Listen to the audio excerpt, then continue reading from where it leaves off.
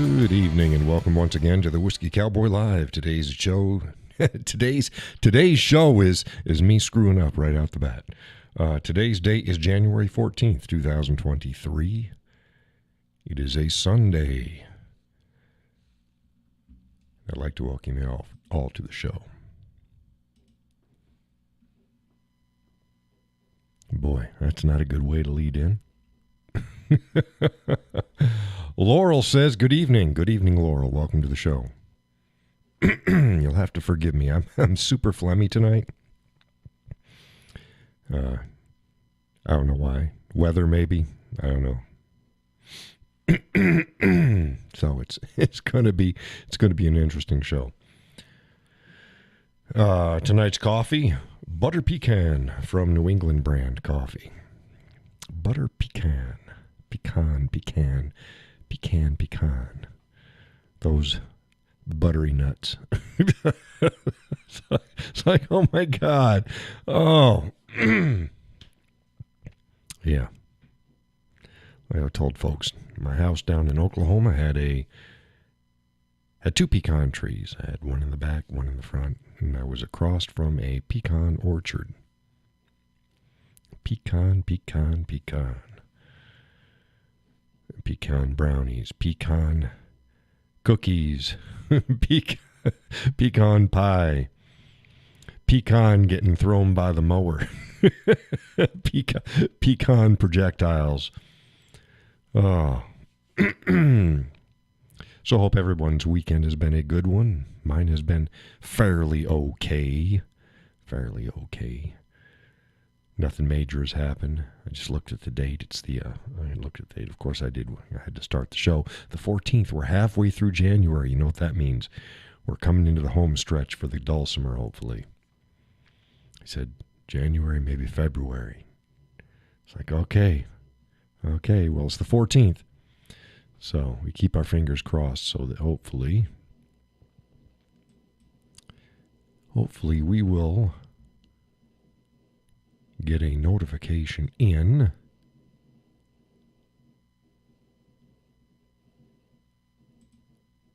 Let's see here. I'm checking my mail here.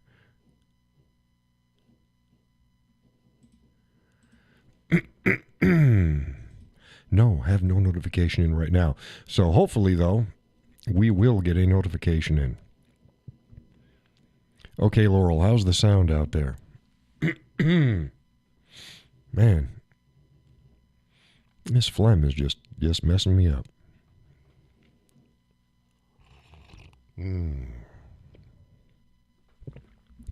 Butter pecan. Laurel says it sounds good. Good. Let's see when Judy and the rest get in. Judy's been getting in about between 10 and 15. Donna, sometimes she comes in.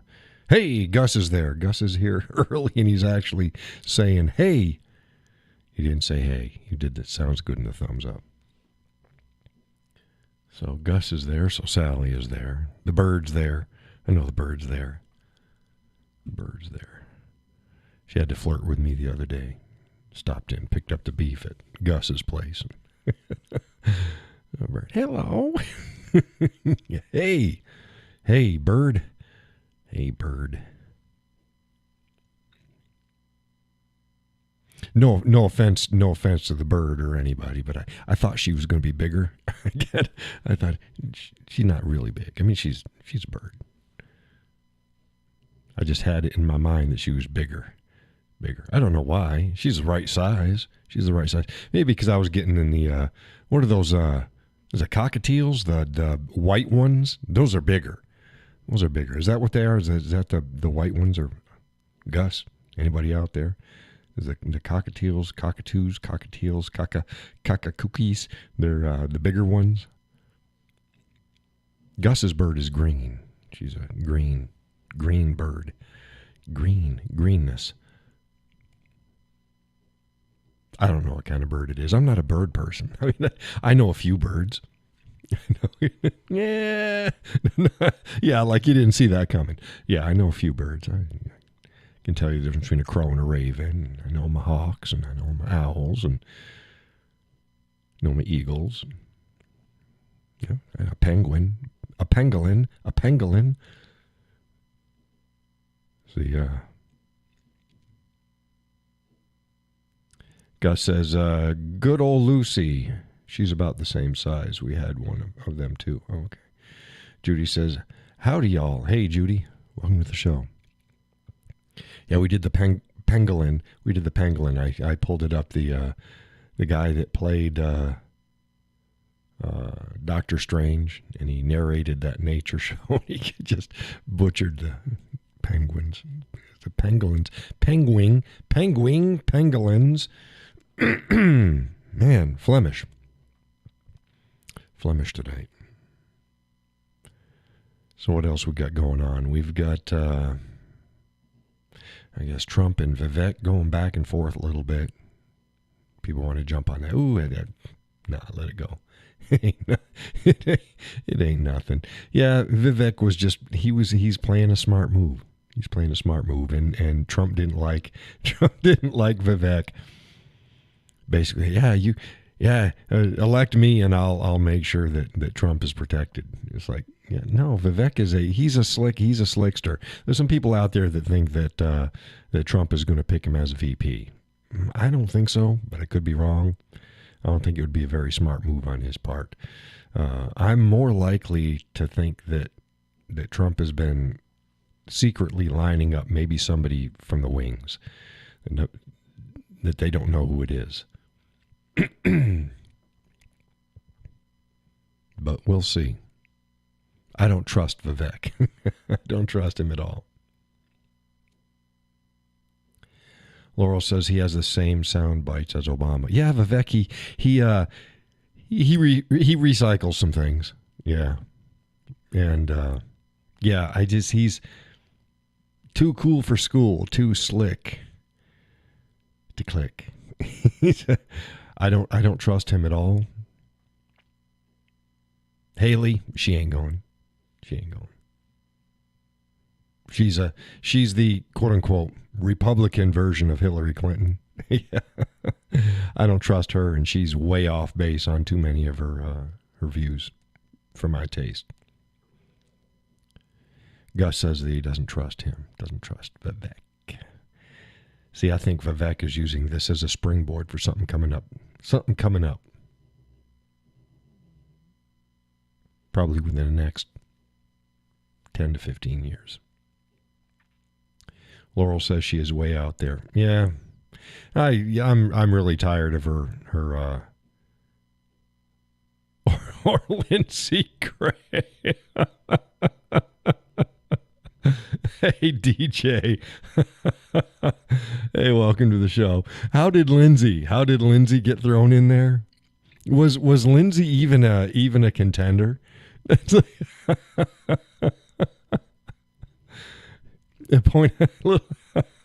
Oh my goodness. Little historic. I've mentioned this a couple times. Little historic. Lindsey Graham says that my house is a very beautiful house. Yeah, so you see my house. He goes, is that your house? I said, yes, it is. He goes, oh, it's a beautiful house. I said, thank you. And that is the end of the interaction between the cowboy and Lindsey Graham.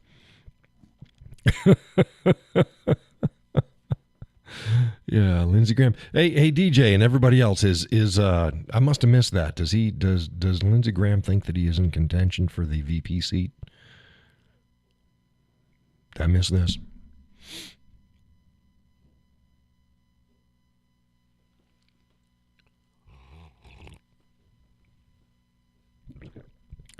And DJ, have you been to the show before?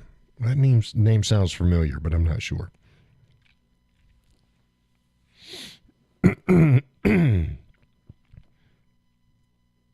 Gus says, please, no. And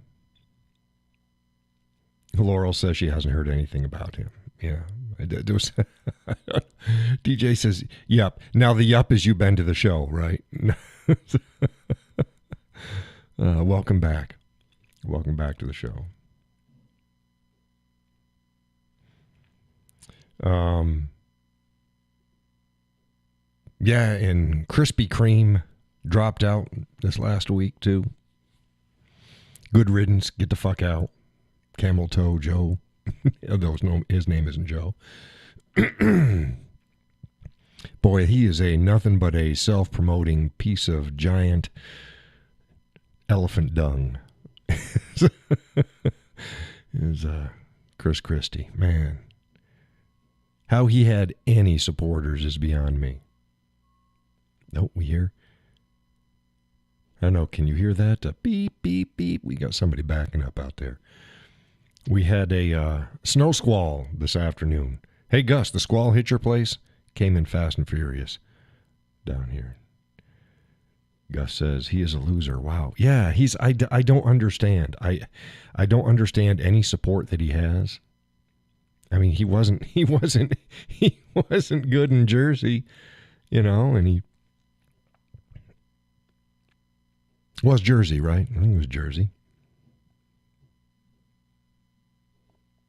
Man. He's a piece of work.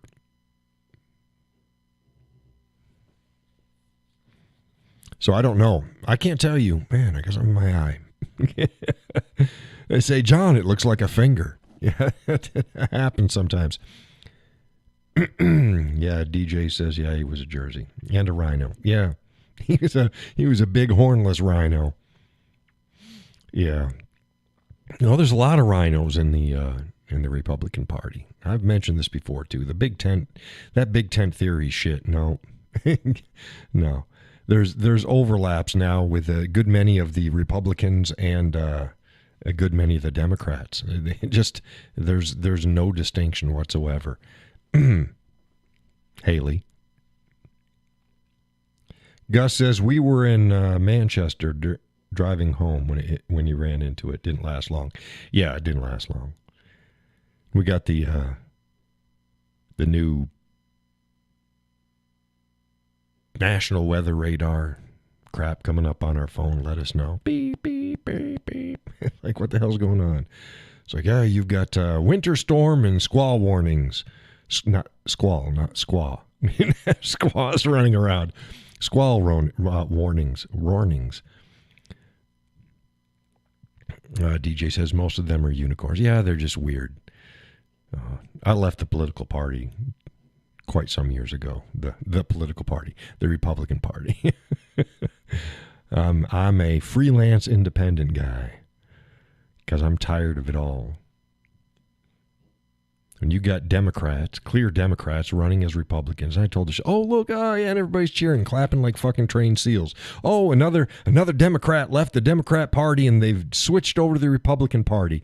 They did nothing but switch the letter after their name. They didn't change their views. They didn't change shit. So now you got a shitload of Democrats running as Republicans. Unicons. Oh, unicons. Yes, thank you. Unicons. Thank you. Yeah. Gus says he came home to no power. He was about for 4 hours. No, see, we don't usually lose power very long here. We lose it long enough to fuck up your computers and everything, and then it comes back on. So I guess whatever. But yeah, and then you got people in the Democrat Party. They're independents and or socialists. Bernie Sanders, Bernie Sanders isn't a freaking Democrat. He's a socialist. They think, well, fuck it, we'll just throw socialist in front of Democrat and I'll just, bring him back into the folds. It's like, no, stop it. Used to be that the political parties meant something. You could disagree or agree with them, but they had some sort of, there was a clear delineation. Although they agreed on a lot of shit. And that's fine. Most people agree on most issues. Contrary to popular divisive rhetoric out there, most people agree on most issues. It's just some social issues, some political issues they don't agree on. But most of them, hell, remember when Democrats were supporting the Second Amendment too? Remember, Democrats used to support the freaking border. Judy says it's 5 degrees here. We got a little snow. It's freezing cold. Yeah, it was colder here today, but not that bad. Not that bad. It's not that cold. Folks saw that I got the Mrs. and I, we got the straw floor in the chicken run now. They're all happy. They run around. They don't have to touch the cold, wet ground. And so it keeps their feet warmer. And it's giving them places. They're making little nesty things in various places or inside the run where, normally they'd do that in the coop itself. Yeah, I think we'd probably close to 30. Maybe 30. It was really cold this morning. It wasn't 5 degrees. It's 25 out there now. It's 25.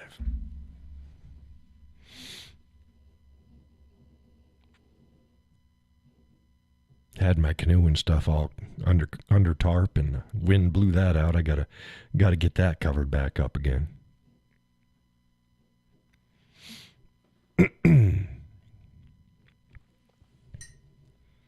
Yeah, the girls are about four eggs a day, roughly. About 10:30, we come in after checking for the second time outside today, and 5 eggs. 5 eggs by 10:30. We didn't get another one today, so.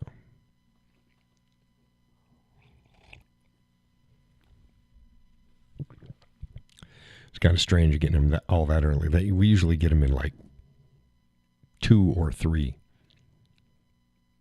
things. One early in the morning, one around noontime, and then about anywhere between 2 and 4. So we go out there at least 3-4 times and check it. You don't want the eggs to freeze. I mean, if they do, that's fine. We just fry them up and feed them back to the girls, but because that cracks the eggs, the shell. Judy says the breakfast sure looked yummy. It was delicious. Just simple. Just I fired up the griddle, had some leftover boiled taters from the night before. And I got them good and crispy and nice on the griddle. Got the sausage patties on the griddle, and then all the eggs. Got them fried up. Mrs. put some toast on for me.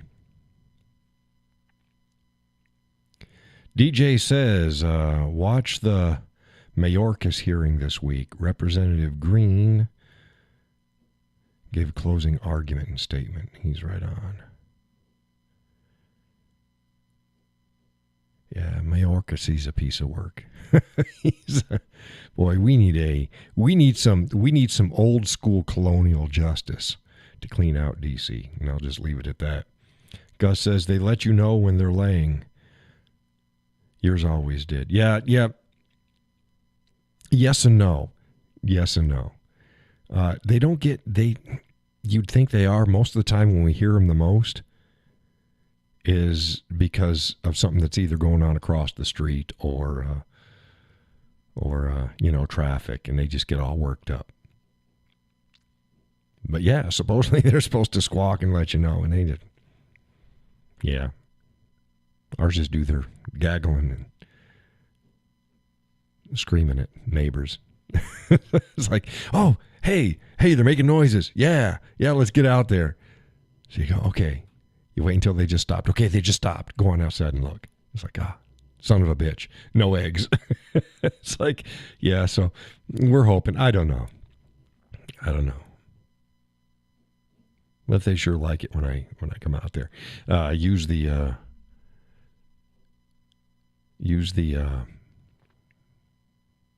suet cage that you gave to me. See, I had one back years ago because we used to put it in for the regular birds. But we bought the prepackaged stuff with the seeds and stuff, but whatever. Yeah, I put out the suet cage in their run today. I chopped up some of the suet and put it in it. They eventually found it. And I guess they've been liking it. I'm sure they did.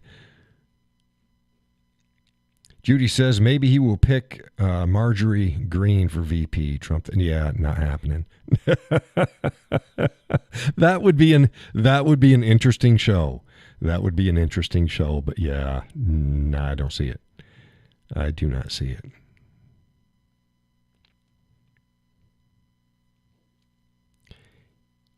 My prediction on who Trump is going to pick is going to be probably very much like his last pick. He's not going to pick anybody that in any way, shape, or form is going to draw attention from him.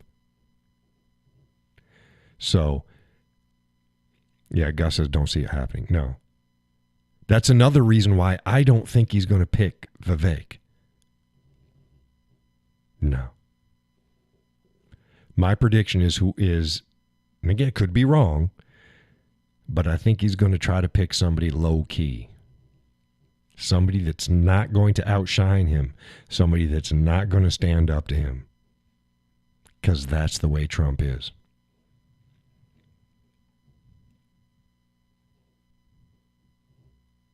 Tucker's out then. Yeah, he's not going to pick Tucker. No. See, these are all fun things. People toss these names around. Yeah, it's fun. Yeah, it's fun. Oh, that'd be an interesting thing. It's like, yeah. Think about Trump. Who is Trump going to pick? Pence? He's about as milquetoast, blend into the environment, soaked into the walls, forgetful. That's why Trump picked him. So look around the field, and you go, okay, are there any personalities out there that might clash, that might draw any attention away from Trump? If not, they might be suitable. So yeah.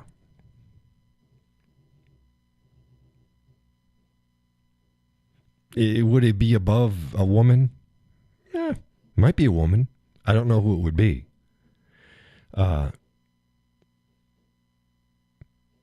Maybe you'll pick Biden.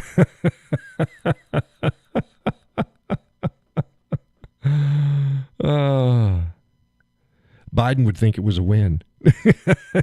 Oh, I got picked. Me, I got picked. Ben Carson, he's pretty late. Ben Carson would be a good pick.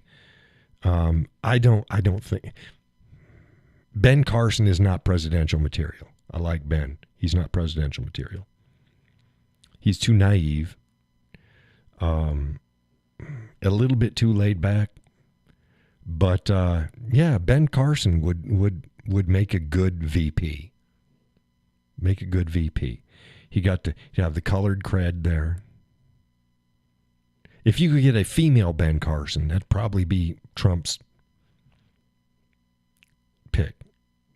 Or Hispanic. Is there a Hispanic or black female Ben Carson out there? I like Ben. I really do. I like Ben as a man. I like him. Neither was Pence. No. No, he wasn't. No. But yeah, Ben is not suited. Ben is not suited. Who's the other guy? Who was the other black guy that was running? He dropped out pretty quick. Judy says nobody out there like that. Yeah, well, scour. See whether or not in just outside the periphery of Washington. Tim Scott. Thank you, Judy. Tim Scott. Tim Scott's a nice guy. He's got some problems. He's not big league capable. He's not. I said this before. Tim Scott would do well. Find himself a small to medium-sized town and become mayor. Probably do a good job. I can't see him as governor. No. President, get the fuck out of here. No. Sorry, Tim. No. A small to medium-sized mayor. And Tim would probably do very well. Yeah. Yeah, Ben Carson would be a good. Yeah, good name out there, Judy. Good name, Ben Carson. See, he doesn't offend. If you're offended by Ben Carson, you're just you're a non-issue because he's about as non-offensive as you can get.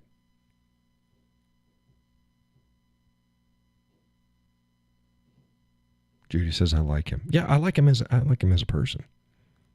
He'd probably do good. See, and I think that Ben would also make a good ambassador. Ben Carson would be an awesome an ambassador. But that being the case, that's almost what the damn vice president is. So, yeah. I can't see Ben... maybe housing secretary, maybe. I couldn't see him transportation secretary. I can't see him as defense secretary. I couldn't see him as secretary of state. Ambassador or VP. VP would be good. And he definitely would not clash with Trump. He wouldn't take any fire away from Trump. So, yeah. Laurel says, check out Daniel Cameron. He ran for governor of Kentucky and only lost by 187 votes because of the cities. Yeah, those cities. We talked about those cities. That's why I said I believe that states should have an electoral college system similar to what the federal government has, so that the states would not overpower the country folk. I've said that a long time. You could save states like Colorado. You could save Montana, which is fighting for its life. You could save Texas.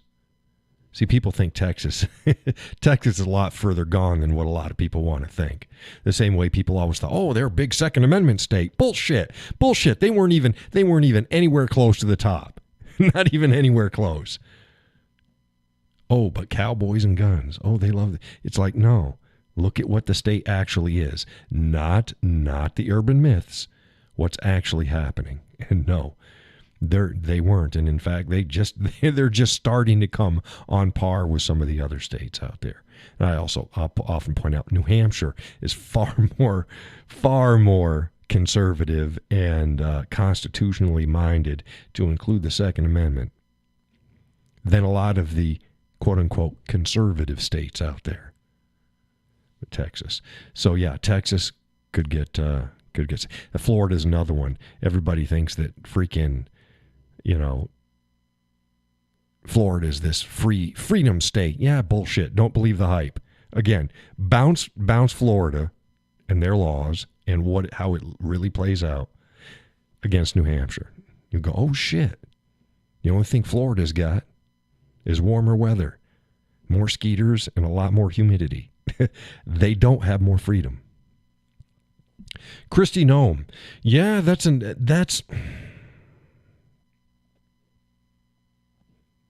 would be an interesting choice. She's strong. See the thing. Here's the thing about Christy. Christy may be a bit too strong for Trump. She may be a bit too abrasive. Do I think she'd make a good VP? Honestly, I like her as a governor. She can do more for the people. See, the VP is a wasted role unless the president dies. I mean, they can just do so much. Yeah, Christy, yeah, I wouldn't oppose that, but I don't.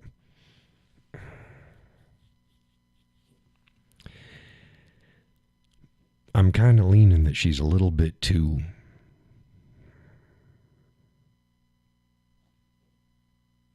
independent.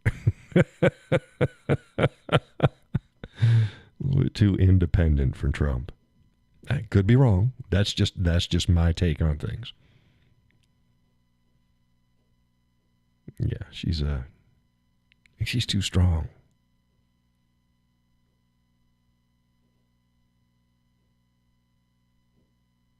Yeah, Ben Carson. That's the best pick that I've heard in a long time. Good job, Judy. Ben Carson. He's not going to offend anybody. He's not going to be. He's very soft spoken. He's very slow. I don't mean slow intelligence wise. He's a smart man. He's got a couple issues that I definitely disagree with him on. And I think that he's got a bias, and I understand why. But overall, there's nothing that would really prevent me from not thinking he was a decent choice for VP. I think he'd be great for an ambassador. Not to the UN, though. DJ says he thinks, though. He does think. He thinks through. He thinks through. Yeah. Except for he's got a couple blind spots. But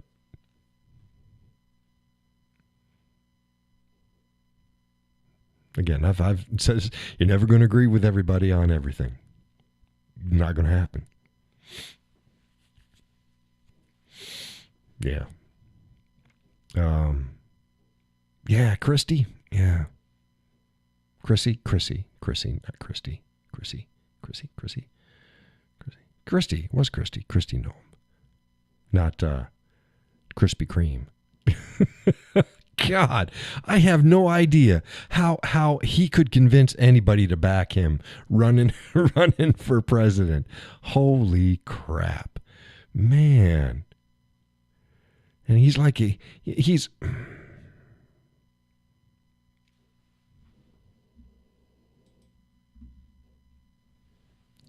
herpes.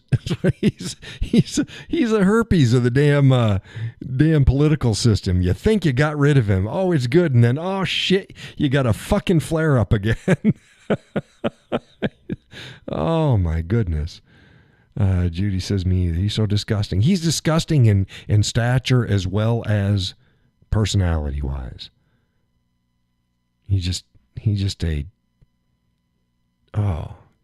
herpes. DJ says just as long as he gets rid of every one of Biden admins. Judy says right, a disease. Yeah, well, yeah. Trump's got one of Trump's other weaknesses is he doesn't make good decisions when it comes to personnel.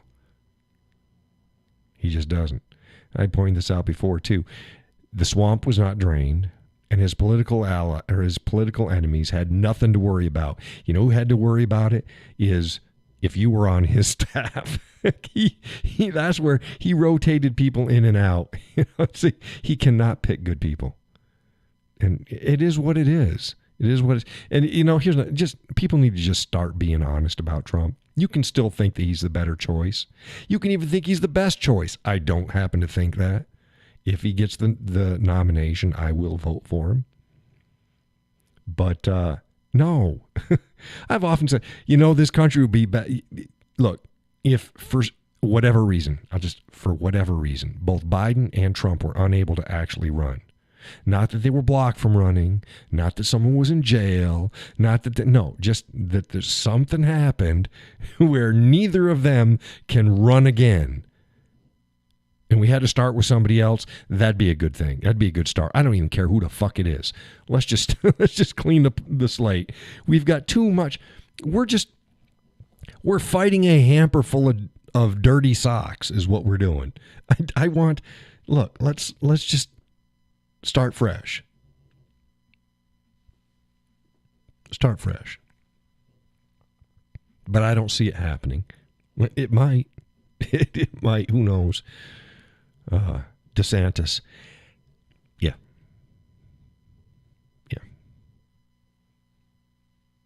He's got his problems. And people see in DeSantis what they want to see in DeSantis a lot of times. Some call him DeSimps, the people that they worship DeSantis. They're no worse than Trump zealots. And then there's the people that can't stand him. It's like, oh my God, he's this and that. And it's like, yeah, neither of them are looking at DeSantis logically and fairly. What DeSantis has shown, however, is that, everybody's got problems, is that he can actually govern. DeSantis can actually govern, and that's a start.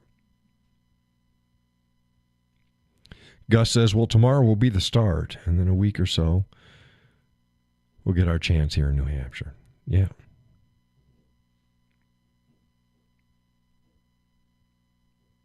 Still getting all those, oh, she's the highest, against Biden out there. All the polls are she's 17 points up, and she's the only one. She's the best one that can win. And it's like, yeah, but she can't beat Trump. She can't beat Trump. You can't tout on what you think that they're going to do against Biden if they can't beat their field. I mean, she's not going to be on the field. Like, stupid. But here's the thing is all of these political campaigns and all of these talking heads, and yes, I'm a talking head, but I don't talk like the rest. They sell you things. They sell you things. They know that if they can tell the electorate that X is up, X is up, X is up, X is up, X is up, X is up. Doesn't matter what they think. They're going to go to their poll and they're going to vote X. Whether X is up or not, because people are fucking stupid.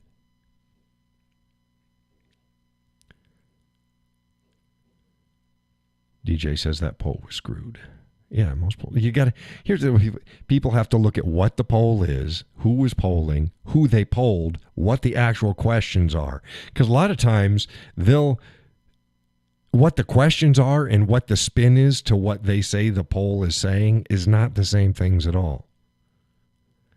DJ says she's a war hawk. She is. She is. It's like she hasn't seen a conflict that she didn't think was okay to get involved with somehow. Somehow. Gus says we got 5 or 6 advertising here every day. Yeah, go right in the dump. Oh yeah, the flyers, the mailers, those shiny cardboard, shiny, yeah. Yeah, we get them. Yeah. And they do. It's like, oh, shit. Okay. Right into the recycling. She refused to call illegal aliens criminals. What the fuck? What? No, really? Really? They're not criminal? I like it when the left say, too, oh, there's nobody that's illegal. Oh, okay. So you can't call illegal aliens illegals, but you can call a rapist a rapist? Hey, what? No, yeah, they're called a rapist because they raped. They're called illegals because they entered the country illegally. Stop it. So yes, a person can be illegal by virtue of their act. You want to get around. Here's funny. The law enforcement will be more than happy. Well, except for when it comes to me, and I said, go ahead, play it out. If you are trespassed off a business or somebody's property, they'll arrest you, except for me. But they'll arrest you, but they're not going to arrest illegal aliens coming into our border. What the hell's wrong with that? Sally tells me every day to write on them return to sender. Wrong address. Wrong address.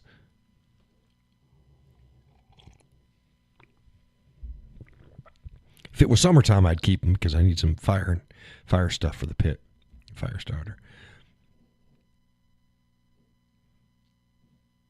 If the Franken Zebo was a little bit more enclosed, I'd probably have more fires in the winter. But it isn't, so And the missus doesn't like the cold. She hates the winter. She hates the winter. I'm like, man, I'd like to move to Montana. The missus hates the winter. So I dream of Montana, and I'd like to be able to take a trip every now and again. But hey, Peggy joined the show. She says, hey there, my grandson had to wait their turn to immigrate. This issue would get under my skin. Yeah, there's the right way and the wrong way. And then the left tries to go, well, we got problems with our immigration system. We need to streamline it. Well, if you want to do that, why don't you go and do that? But first put up a freaking wall and stop the flooding into the country. The same way with the Biden administration. They want to put resources down there. What? To process. Not to kick people out, but to process. No. You step foot on the American border. They should have one of a giant Acme rubber band. And then you step foot on American soil and you didn't do so legally. They just put you in this rubber band thing and they pull you back about a quarter of a mile and let it go. Whee! There you go, back into Mexico. See, because Mexico should have stopped this shit at their southern border, and they didn't.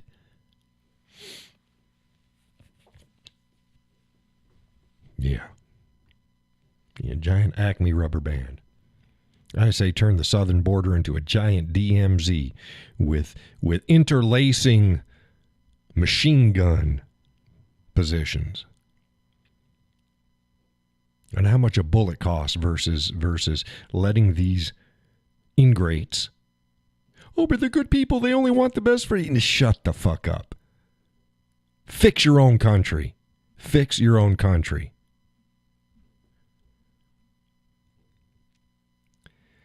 Peggy says it wasn't an issue for the blue cities when they stayed in Texas.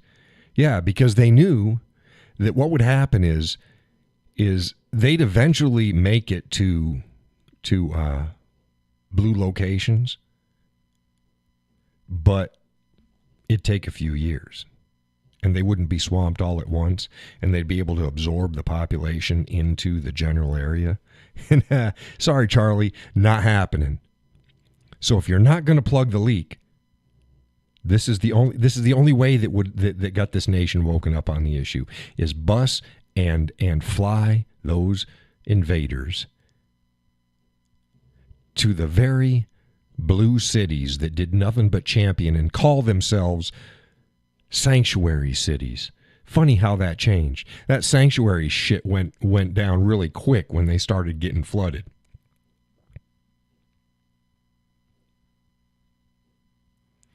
TJ says until they start rising up and demanding stuff. Yeah, but I look at the past, and it's always been a nice, easy flow in through. That's why they were able to absorb it, and it wasn't a problem. But I tell you what, this new batch,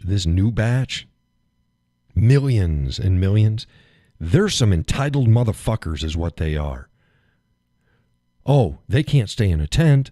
They can't stay over here. They can't stay over there. They deserve this and that. You don't deserve shit. You trekked, you and your family.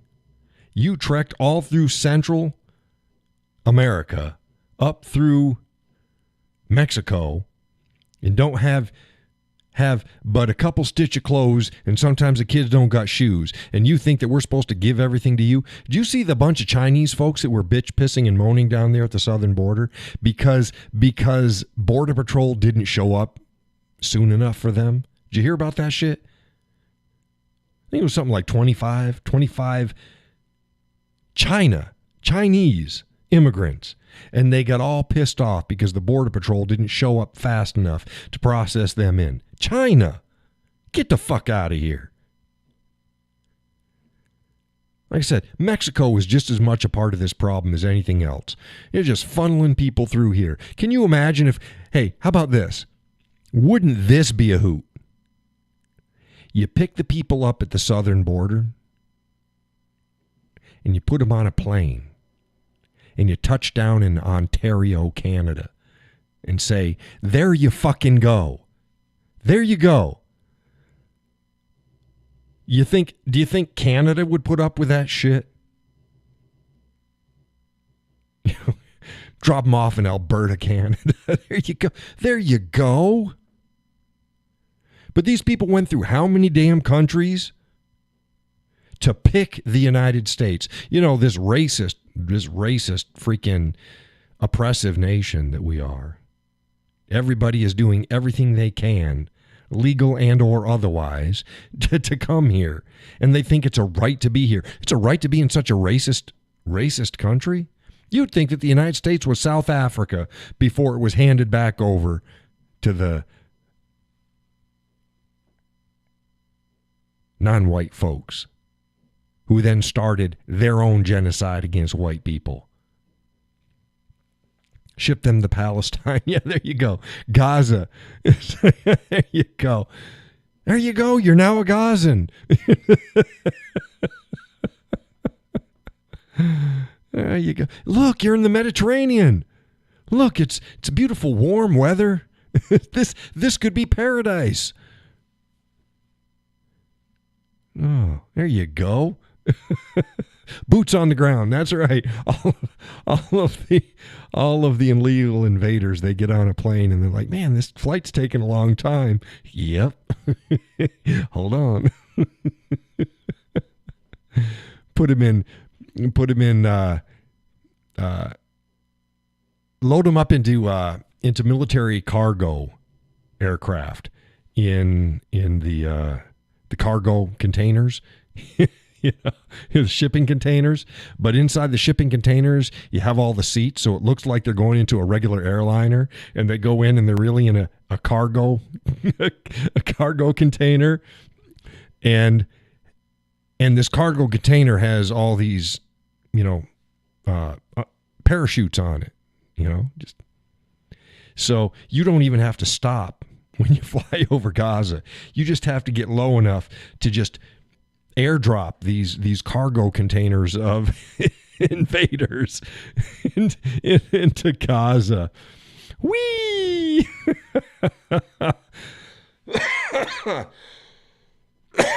Sorry about that. Yeah, and then as soon as it lands, you have it so the locks on the cargo containers they just unlock it with the pressure of it hitting the ground, and then they can just find that, yeah, it's all about logistics. Hey, we got it. I think we can do it. We did the Berlin airdrops, the Berlin airlifts. Boy, we did really good. This will be the same thing. We'll call this the Gazan airlifts. Hell, I'd say for every 3 containers of illegals, you have 1 container of foodstuffs. Yeah. Just pack it up good. So for every 3 containers of illegal invaders, you have 1 foodstuffs and some tents and stuff so that they can set up their new home. So there you go. Call it the Gazan airlift. Yeah, we can do it. We got the resources. We can do that shit. That's right. USA number 1. USA number 1. We can do it. We can do it because we're trying to help people out. Out of our fucking country. Yeah, we can do it. We can do it. They can ride the camels. They can. They can do that. I have faith in them. Judy says, I like the way you think. Hey, modern solutions to modern problems. Hey, we can do it in Berlin. Again, we did it for Berlin. We can do it again. And you see how fast we mobilized for Desert Storm and Desert Shield and shit like that? Boy, we got over there quick. We can do that shit. Hey, we're not dropping tanks. We're dropping cargo containers. We can do this. We can do it.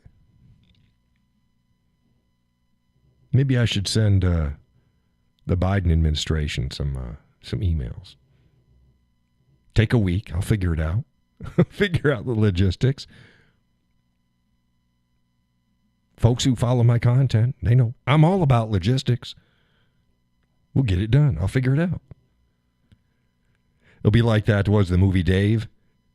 They said, no, we can't fund these programs. We need money. Well, if you can find the money. So he brings in his buddy who's an accountant, and they found the money. Yeah, this will be instead of Dave, it'll be John. And we'll figure this shit out. We'll get it done.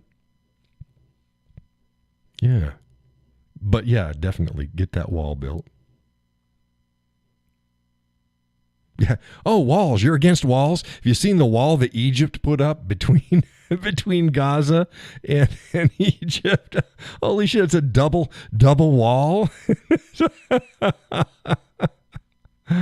Oh. Please BCC us when you do. Oh my goodness. Boy, I'd love to get I get somebody like Rand Paul or somebody on the show and just hash this shit out. Oh, my goodness. Was it Rand? He came up and Never Haley. He said it's a website, neverhaley.com or .org or some shit like that.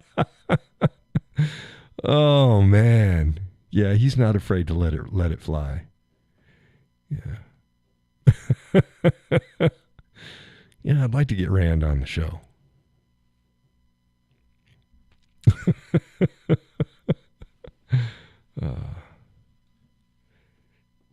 I'd go and I'd contact those. I'd contact the biggest cargo shipping container company in the United States, if we even have any, and say, hey, would you like to donate to this cause? I need five. No, well, I don't know. I have no idea how many we're going to need, but we're going to need a lot of them. And you know what? We need to start. Fuck this waiting around shit. We need to round up people who shouldn't be here. And then get them out of the country. I said there's some people that are 8 years? Really? You think these people are going to go to an immigration court hearing for asylum 8 years down the road? You're insane. It's like, oh, but they're integrated into society. Fuck you and your integration into society. That's another thing people say. They go, well, they've got to. We've had other situations where mom and dad are illegal, but they had Billy here. Excuse me, and Billy's now 14 years old, so we can't kick kick the entire family out to include Billy. Oh, but Billy's a citizen. Yeah, but that's his parents. So he goes with his parents. Sure, he's a citizen. We'll give him a fucking passport. There you go. You got an American passport. Now go with your parents. Oh, that's unfair.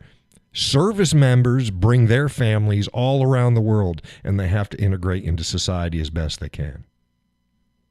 So don't tell me that illegals can't go back to their country of origin and bring their children with them.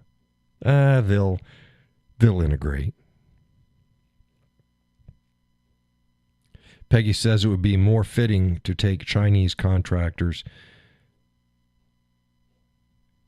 Oh, Chinese containers. Ship them there. Yeah.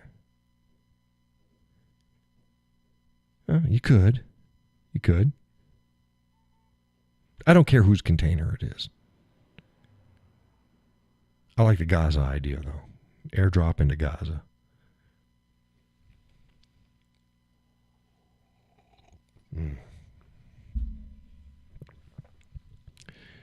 Yipper skipper. Yeah. Yeah, I'd like to get Rand on the show. That'd be a good show.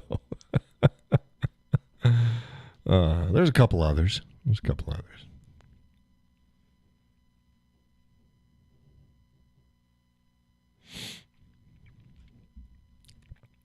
Yep.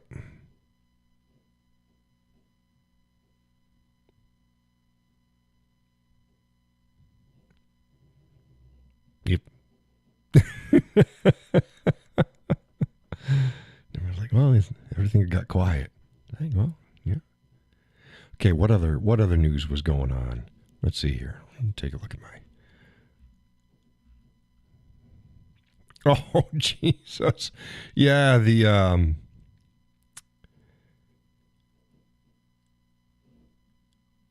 Fannie Willis and her boyfriend Nathan Wade.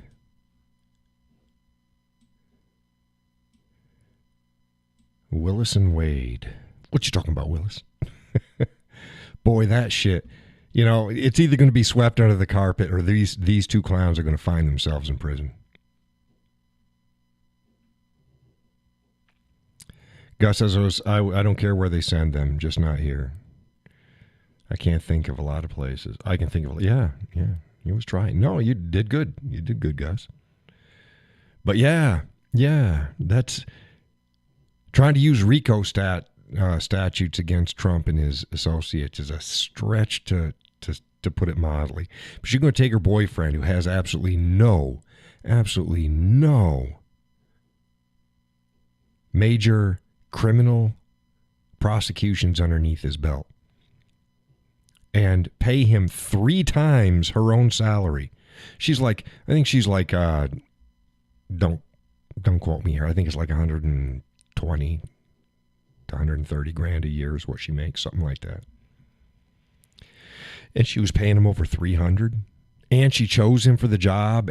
Or according to their state law, it must be approved. She can't just appoint somebody. So she just shucked and jived all over that shit and chose her boyfriend, who is married and whose divorce proceedings has been sealed. They're working on getting that unsealed. Where her and him are going on these vacations all over the place.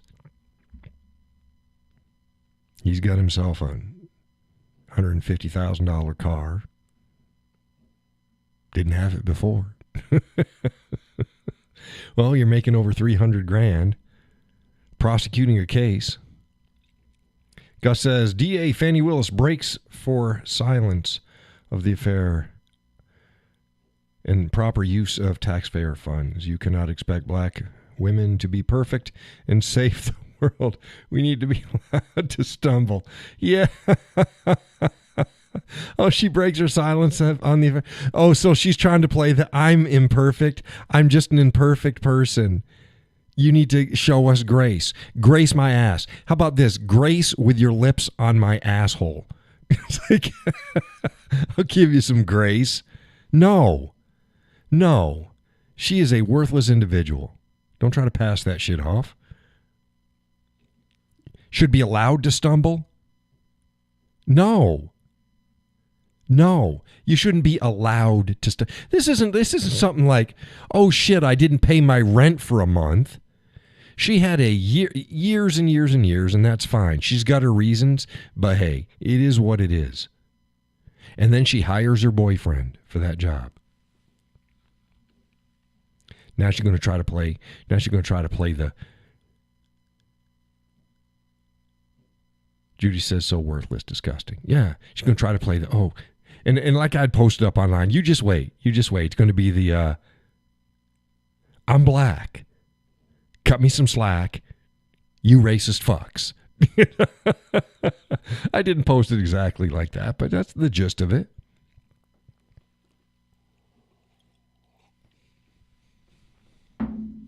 Here we go. Orca, not fucking Stanley Cup. Oh my God. What the hell is wrong with people out there? A pink Stanley Cup, people are going to be pushing and shoving and some of them are selling for like $250 on the secondary market. It's a pink fucking thermal cup. It's not even the best one out on the market. They did the tests. It's not the best out on the market. Peggy said other people lose their law license over this stuff. Yeah. She should lose her job and her law license, and her boyfriend should have the same thing happen.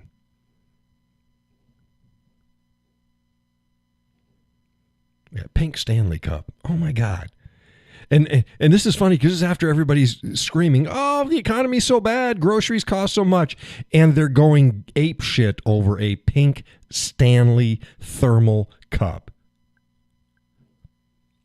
Judy says, what the fuck? That's dumb. Stanley Cup. Yeah. I was like, I heard about it. Pink Stanley Cup. I'm like, you mean like the trophy for hockey? I'm like, is that what it? Okay. And it's like, no, it's literally a pink. It looks like this with a fucking handle and it's pink.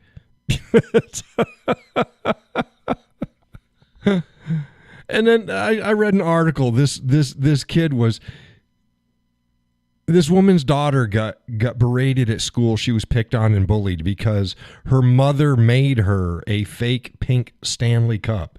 And the kids called her out on it. Oh, but she had to have a Stanley Cup. What the fuck? Really? Really? No, I got picked on going to school because I wore button-up shirts to school. And my jeans sometimes had patches in them. Yeah. And kids got to have a Stanley Cup. A Stanley Cup. The fuck they need a cup for anyways? They're at school. I don't get this. Oh, but the economy's so bad. Yeah. Things cost more. Yes, they do. My grocery bill has gone up. Yes, it has. And people are bitching about not having a Stanley Cup. Waiting in lines, hours and hours. Laurel says, Stanley went for the female customer. They have been known to cater to the working man, and that shit blew up. It's nuts. Yeah, they've been around forever. What is it? They're over 100-year-old company.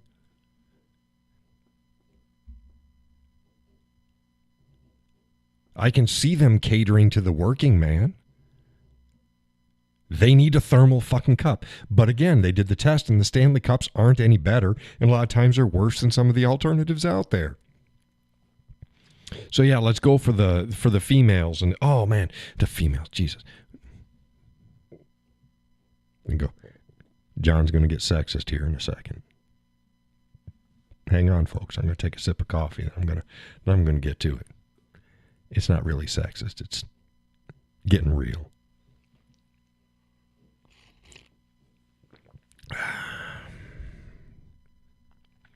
We got too many damn out-of-control women out there and a bunch of weak men not keeping them in their place. Women are supposed to help keep men steady and stable and on the right path. And men are supposed to keep the crazy from women under fucking control. This whole shit about, oh, men have made a mess of things. We need more women running shit. Really? Have you ever worked in a business where it had women running the shit? It's not this kind and compassionate atmosphere that you think. Women are some of the most cattiest, backstabbing, reputation ruining, underhanded sly snakes that there is out there. You ask any woman out there randomly, and the vast majority will tell you that they'd prefer to work with and for men than women. Why? For the shit that I just laid out. Out of control. Society has let women get out of fucking control. Why? And it's because women have this, because of their biology, because of their inclinations, they do certain things. And those things help with very young children. But then after that, so I say women are great. Women are needed. Birth till about 5 or 6 years old. Then you need both the man and the woman. And then when the child, whether it's a male or a female, hits teenage years, they need a strong man in their life that's going to prepare them for the world, because the women aren't doing that shit. Women live in this fantasy fucking world and they're ruled by their emotions. Needs to stop that shit. So you've got politics now inundated with women, and most of them ain't worth a shit. Some are okay. Most of them ain't worth a shit. Women running all of the schools. Look what you got. Look what you got. Put women in the military, working alongside men in their roles. Look what you get. Oh, Orion says, I was in the Army. Units with him and without him. The ones without them was the best. Right. Yeah. So we've talked about this. Too many women police officers. Don't need a woman police. Go back to being a meter maid. Nothing to problem with. Dispatch, meter maids. Problem solved. Problem solved. This isn't demeaning to women. It's you've got women in places that they're not suited to be in for the sake of just being in it. And I've said this a long time. When women started getting into men's spaces, said, you watch, they're going to fuck them up. Because they're first going to just want to be there, then they're going to control it. But now we got men trying to get into women's spaces and people are going ape shit. Where's this equality shit? So like I said, we got a nation of women that are out of control. A bunch of weak men not keeping them back in control. This whole thing about the alphabet mafia shit too. Do you think that it's guys that are bringing their kids to fucking drag queen shows? Drag queen story hours. Yeah. Dad's picking up Bobby and Susie, who are in the 2nd and 3rd grade, and he's bringing them down to drag queen story hour at the public library. Right? Right? Wrong. Bunch of single fucking women bringing their kids to this shit, and or married women that have high estrogen. Go see your fucking doctor for some TRT husbands. It's insane. It's insane. You got both men and women, boys and girls. Young folks don't know a damn thing about dating. Both of them playing games. Contrary to what you may think, the stats are that less and less males are actually having sex now. Oh, but everybody's having, no. The girls are having sex with a select group of guys. And most guys aren't having sex anymore. And the girls are unhappy because they're getting all the sex that they think that it's powerful. Oh, it's power. Yeah, it's a power move. It's empowering to go and have sex with guys. No, it isn't. It's empowering to not have fucking sex with guys. That was your role. You were the gatekeeper. And you're just flinging the doors wide open thinking that is enhancing your currency? You're devaluing it. It is nothing. It is nothing. And then you feel like shit afterwards. Oh, yeah, you got a high body count and you feel like shit. But you were told, you were lied to, that that's going to make you feel good and that's going to give you all the power that you want. They did the same thing with careers. Yeah, you should have a career. Yeah, and then when you're 35, 40 years old and you don't have any kids, whether you're married or not, and you're running up against that wall, and don't fall for this feminist bullshit where, yeah, women are having children later in life now, and it's okay. No, it's not okay. The risk goes up substantially the older that you get. The fact that the women aren't dying is because we have a better medical system. Your eggs are older. Laurel says, there are places for women in military. Being a battle is not one of them. I will agree to disagree with female police officers. Absolutely. You can disagree all you want, Laurel. Someone breaking into your fucking house, we'll send the chicks to you. You find yourself in some shit, we'll send the chicks for you.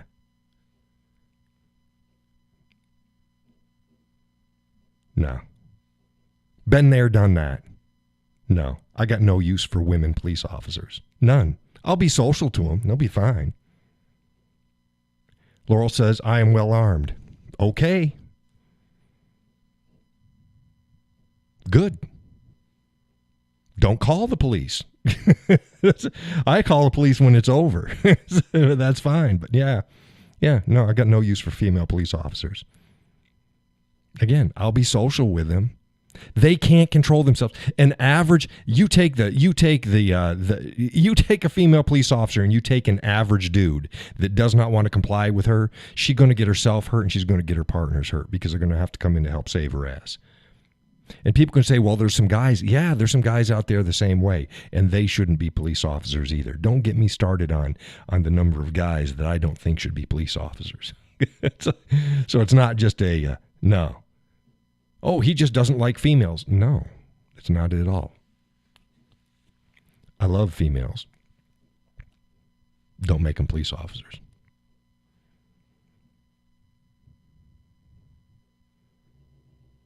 Female police officer shows up to do anything except for paperwork for me. If I need somebody to get my back, it's like, oh, Jesus Christ. No. Okay. Brenda. Sally. Not Gus's Sally. Go on. Just get out of my way. Peggy says, or fireman. Right. Or fireman. Or fireman. There was a feminist out there that used to say that she'd rather be dragged down the stairs by a female fireman than carried by a male. It's like, you stupid. You are stupid. Stupid.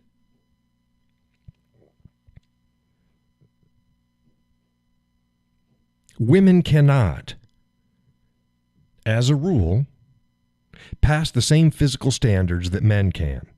Period. Not even a fucking question. And they lower the standards so that women can fill these positions. I'm telling you what, the fire doesn't know whether it's a male or a female going in. The enemy doesn't give a shit whether it's a male or female coming. And how about this? They're going to treat the female worse than the male if they get their hands on it. You're going to put women in that situation? You have men in units having to pick up the slack for women? Judy says, oh my God, not me. I'll take a hot fireman. I'll take any able-bodied fireman. It's going to take 4 fucking women to carry me out of a building. Please, just send in the good stout dude. Hoist me up over his, if I can't get out, because I'm unconscious or something, just hoist me over your shoulders. It's going to be a good load. But go ahead, please. I do 4 women. It's funny with the missus every once in a while. I'll get down and I'll hug her and stuff like that. And I'll just go limp. It's just like, it about takes her to the floor. It's like, yeah.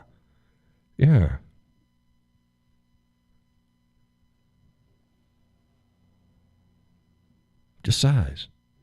So yeah.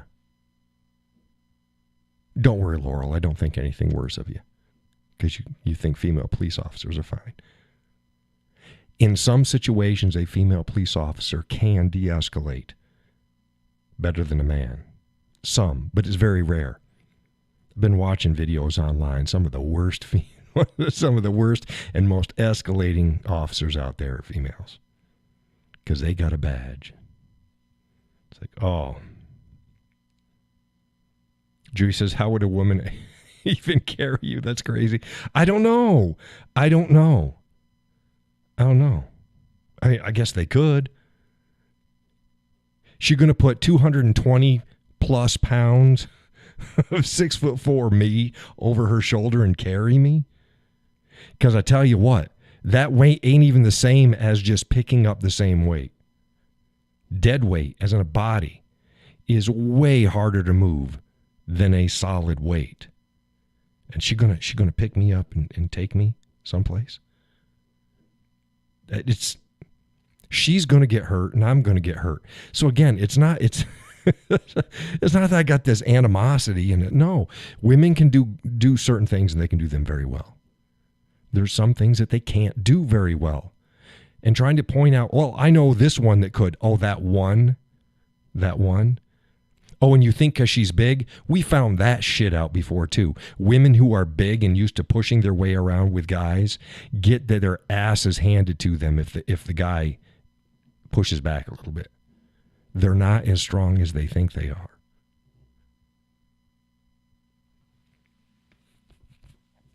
And they're not supposed to be. They're not supposed to be. We're not the same. We're not the same. Thank God. Thank God.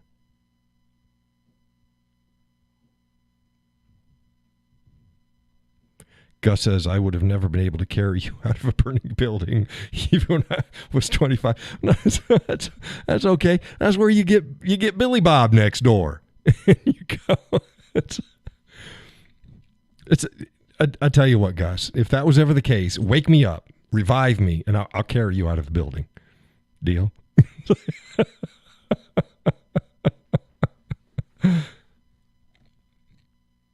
Yeah, Gus has seen me. Gus has met me in real life, so it's like I'm not a little guy. So, I mean, I'm not a giant. I'm not a giant, but no, it's no.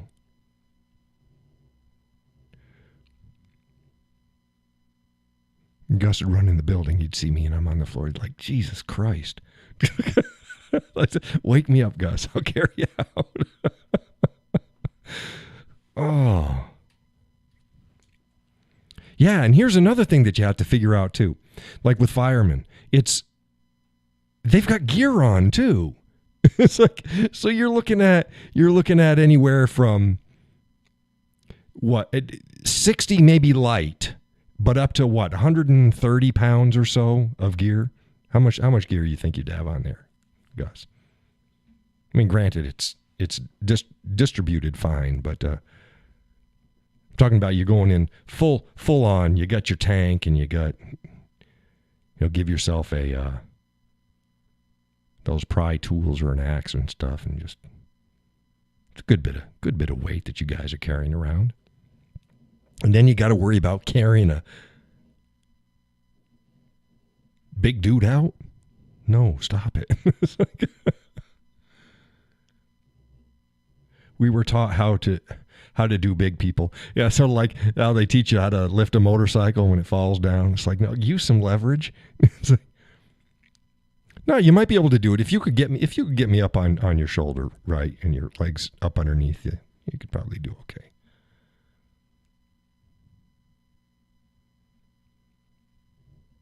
But then you add with that, and then you go with police work. Then you got a guy. Can you imagine a female police officer trying to subdue me? You've got to be kidding me.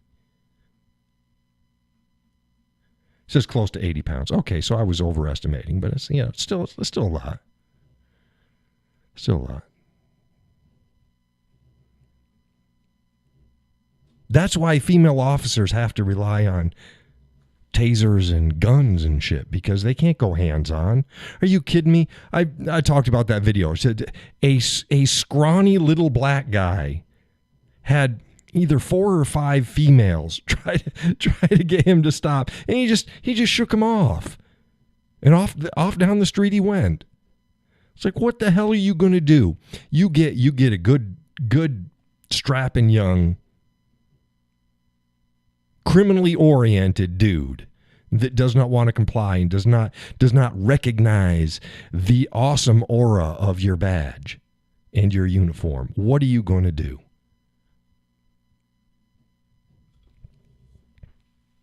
Stop it. But no, it's okay, Laura. You can.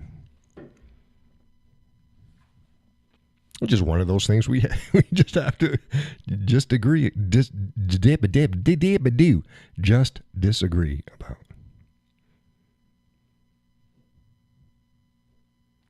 Don't talk to the missus about that shit either, because she's even worse than I am. I told you, she doesn't even like women on motorcycles riding them by themselves. They belong on the back, she says. She gets all, I'll see a gal and she'll be on, just a smaller Honda or even like a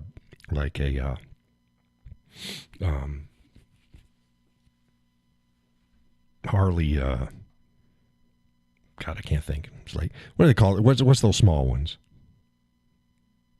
Gus, what's those small motorcycles? The Harley. A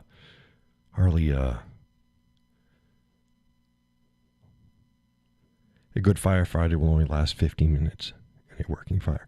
Well, yeah, because you got pressure, you got heat. That shit will sap the hell out of it. Sportster, thank you, Peggy. Sportster. Now, Harley Sportster is a good bike for most gals. Now see a gal that's she goes, Laurel. Yeah, I can see him, and it's like I'll watch him like, okay, yeah, she looks good on that. That's fine. It's not a freaking road glide or even a Softail or something. A Sportster. Laurel says, I had one. Yeah, and I bet you liked it. That's a good size. I can't ride a Sportster. I couldn't ride a Sportster. They're just too small. But they're good for gals and good for... See, Harleys are a small frame. They had discussions about this. Oh, they're big bikes. They're not big bikes. They're designed for men that were a lot smaller back in the day that they were designed. They're not a big frame bike. They're a bigger bike than some, but it's not a big framed bike. You would look silly one. Yeah.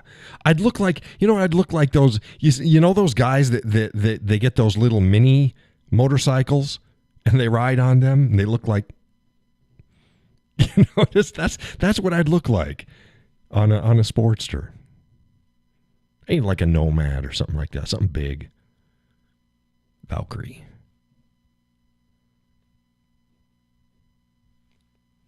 Or like we've discussed this before, I'd get like a Spider and sit up on that, and that's fine. And the missus can be behind me. And every time we come to a stop, I don't have to worry about holding the damn thing up.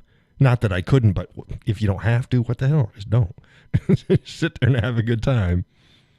And you're still sort of like you're out there.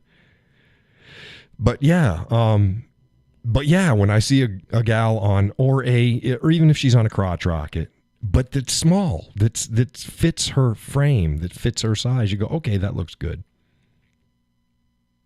A big gold wing is very heavy. Right. That's the size. That's the size that I would need to be comfortable. Now, I could get other ones, and they can extend the footboards and controls, and you mess with the handlebars. You can make it work, but yeah, really a gold wing is, and they're heavy. So if I get a Spider, I'm not 30 years old anymore. Get a Spider. I don't care. You don't think it's cool? Pfft, fuck it. I'm not there picking up chicks. I got my woman on the back, and we're enjoying the countryside. Yay. Hey, I'm glad you're on your bike. Have a good time. Fine by me. You don't think I'm manly enough dude, just let me get off the bike. And then look up at me and tell me how unmanly I am. Okay, whatever.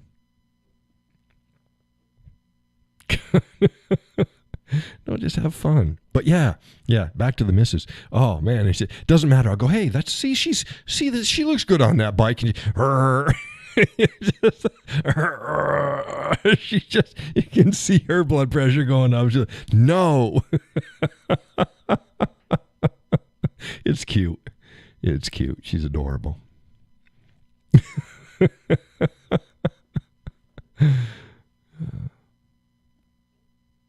Oh, you know what would get her more? If she saw like a female motorcycle cop.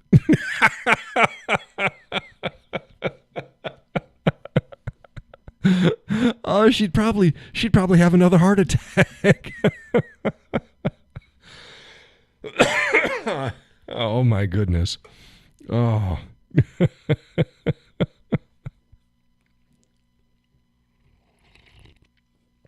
Oh, but yeah, there's that.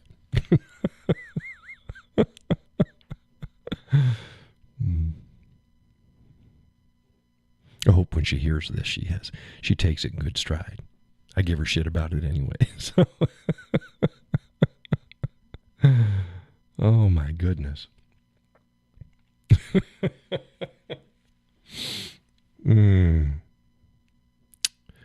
Oh, you people. I swear. Hey, did we lose Orion hasn't talked in a while, and DJ's kind of went silent. Everybody's gone off the grid. Laurel's all pissed off at me now. She goes, how dare you, John? It's sexist.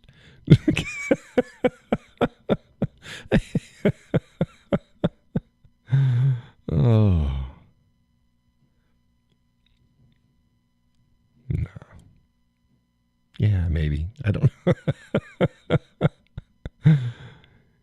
people can't, you know, okay, if you want to call me sexist, that's fine, but nobody in their right mind that is actually listened to me and knows me would know that I come from an angle of ill will or hatred, because I don't.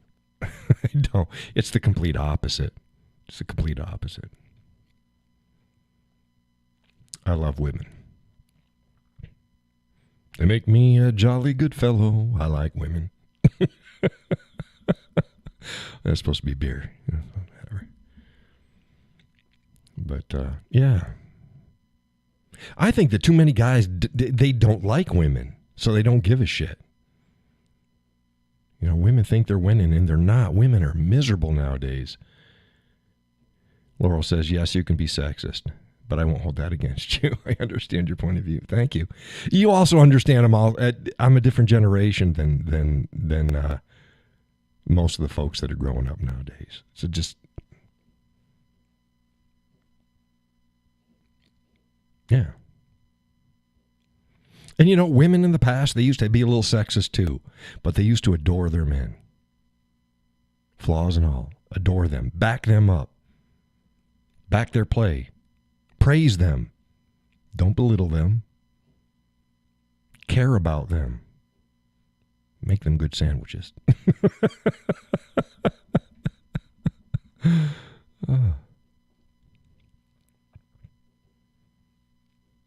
Yeah, I made the breakfast. You like that breakfast? I made that breakfast.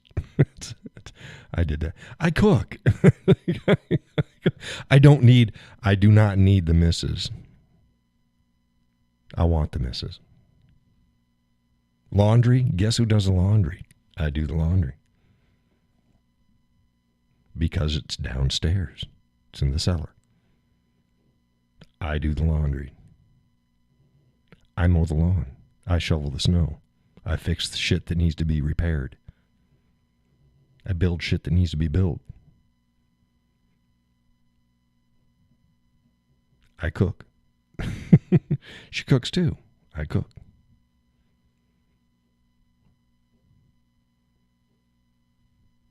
She doesn't use the griddle. I cook most of the meat. But sometimes I cook the whole meal. Sometimes she cooks the whole meal. Just depends. But yeah. Is what it is. Damn it.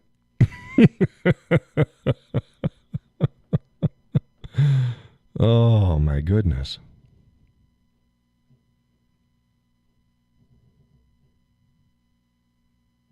The chicken's boss are around, too. Judy says, teamwork, there's nothing wrong with that. No, there is nothing wrong with that. You do what needs to be done. You do what needs to be done. My hubby and I had an awesome marriage. It was a partnership. He told me that he worked and made the money. My job was to take care of his sorry ass. We cooked together when he was home. Yeah, it's a partnership. It doesn't... You pick up the slack where the other... And this is why we talked about this on the show, too, before. Anybody that goes into a relationship, marriage, it's 50-50. It's not fucking 50-50. It's nowhere near 50-50. It better be 100 and 100. Why?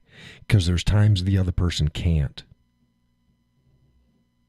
You better be able to do 100. Now, that doesn't mean you're going to do 100 all the time.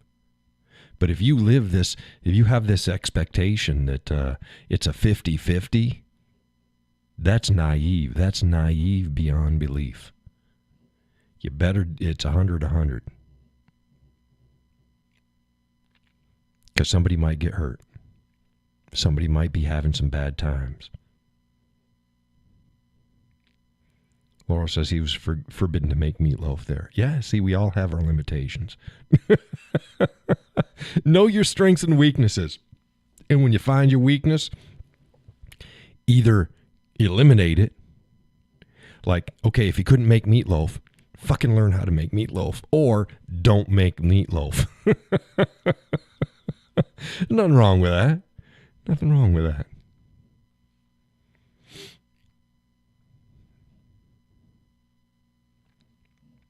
The natural way of things. And while a lot of relationships are very similar, no two is identical because no two people are identical. And in that case, it'd be no four people. No four people are identical.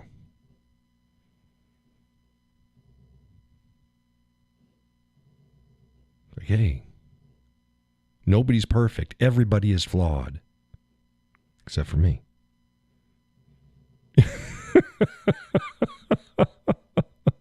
But no, it's you gotta. Now that doesn't mean, and this is what gets me too, is like the DA. Oh, you're basically trying to pull the flawed shit. Oh, and it cut us. No. Everybody is flawed, and everybody deserves a little bit of slack for some basic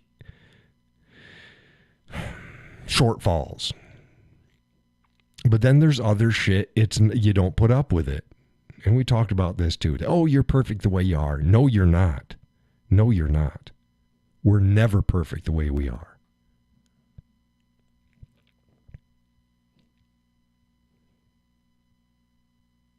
I still work out.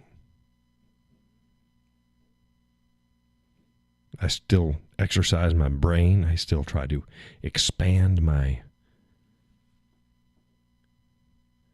interests and abilities. You stop doing that, you get old. And nobody's perfect. That's the biggest lie you tell people. Oh, you're perfect the way you are. You're perfect the way you are. No, you are not. We're all still a work in progress. Now, this doesn't mean you hate yourself. By all means, when you see somebody hating themselves, you try to get them out of that shit.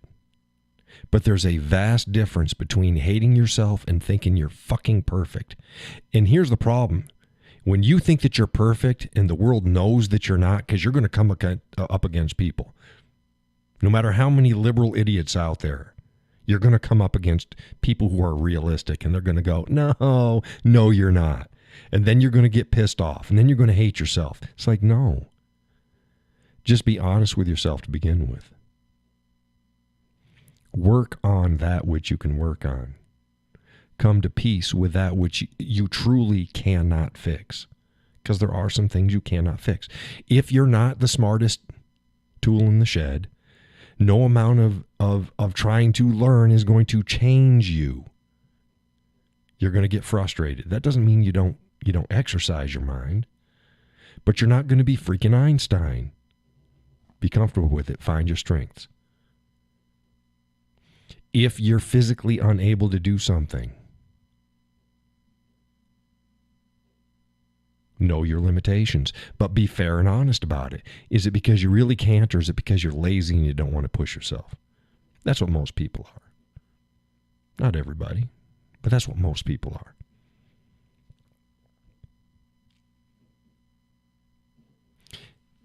Be comfortable, but try to improve yourself. The minute you say, I'm there, I'm perfect, I've reached the pinnacle. And there's people in society now that haven't reached anything. They never went anywhere. They've been told they were perfect their whole life, and they weren't. And they weren't. Some of the most miserable people out there. Oh, they've got confidence. No, they've got fucking delusion. There's a difference. We've talked about this before. There's a difference between confidence and delusion. Confidence is knowing you're a 4 or 5 with some qualities that are above. Delusion is, I'm a fucking 10. Bitch. Yeah, I'm a 10. Ooh, ooh, ooh. Yeah, you just need some of this. Yum, yum. No, I don't. Stop it. Did you like that? Watching myself.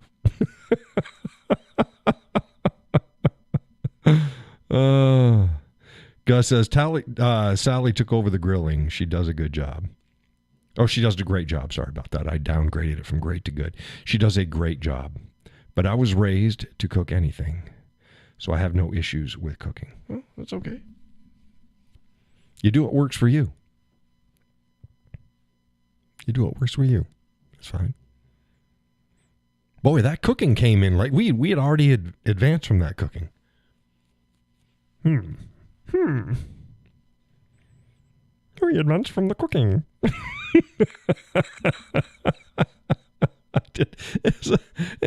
That wasn't quite Kermit the Frog, but we were watching Jordan Peterson the other day, and then I just started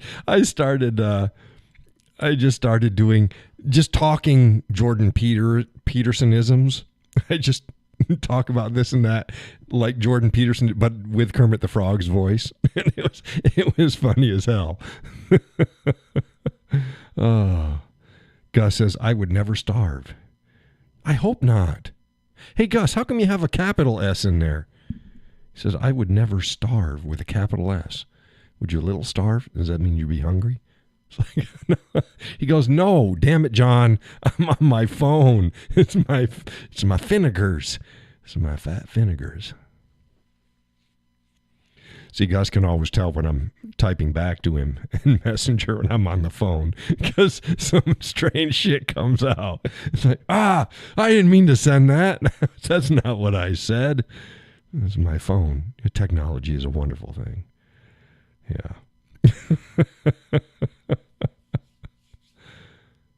But yeah, we're all a work in progress. And, I hate seeing people hate themselves. And I find more often than not, people hate themselves because they failed to live up to their own expectations. Not society's, their own. Because no matter what society says, if you set your expectations and this is it, man, my nose itches again, and you reach that, you're happy. That's like when I hear people, I don't give a shit what people think. Bullshit. Because if you didn't, you wouldn't say that. People who truly don't care what other people think don't say they don't care what other people think. They just don't say anything. Because there's no need to vocalize it or type it out. That's them trying to convince themselves. Of course you care what people think. I care what people think. I'm a very caring person. I said, you? John, you're kidding me. No. Yes. Yes. People know me. I'm a caring person. I've said so many, man, to be a freaking psychopath, that'd be awesome. To not give a shit what anyone thinks. Oh, man. My nose itches. Did it again. My nose itches.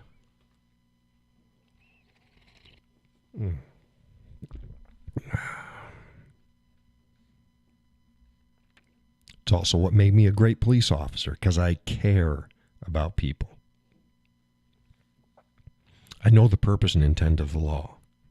And it isn't to just arrest people. It's to do what's best for society. That's why I tell people, anytime a police officer says, I've got to do this because it's the law, it's like, you don't enforce 90% of the laws out there. And you know 10 of them, and those are the things that you think that you're going to enforce. There's no way, if every law was enforced, we'd all be in prison within 2 weeks. People don't understand. There's a lot of freaking laws out there. So you have to go, what is the intent of the law? What is it trying to accomplish? So people can either inadvertently or on purpose break a statute, but not do so for the reason that the statute was written, the intent. That's also why mens rea is crucial. That's been thrown out the window. A lot of times mens rea is the intent. The intent.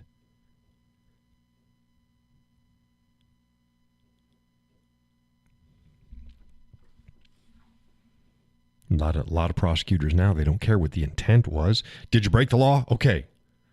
Charge you. Put him on trial. No, mens rea. What was the intent? Excuse me. And that's how I handled everything. What was the intent? What were they trying to do? What was the reason this happened? And is the law and its application and enforcement in this particular situation going to be a net positive to the person and the community or a net negative. It's not rocket science. And then you act accordingly. Having the most booking numbers doesn't make you the best police officer. And in fact, a lot of times it means you went out of your way to make sure that you got a booking number. Stop it. How's about doing what you're really supposed to be doing? But see, the courts started screwing that up too, because they had the cases and they decided that no, police officers have no actual legal duty to assist you. What? To protect and serve. They have no legal obligation and duty to protect or to serve you. Isn't that a hoot? Isn't that a hoot? There you have it. So you get all the wrong types of people. There are some good officers out there, but it's the ranks are filled with shitbirds, and a lot of the command structures are filled with shitbirds. Unfortunately. Military the same way. Gone to shit. Think we're down under 40% white. Whites make up 60-something% of the population. The military recruitment's down under just over 40% whites now. In 15 years. 15 years it dropped. From just shy of the actual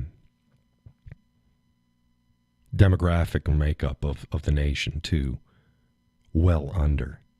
And it's like, yeah, why would you want to serve in a military that says it doesn't want you, treats you like shit, put you on the back burner, and is promoting and doing everything they can for the alphabet mafia?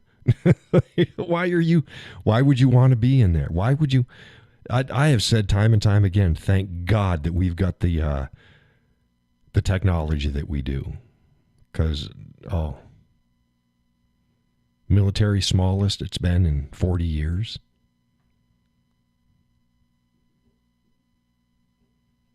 As tensions are ratcheting up around the nation or around the world,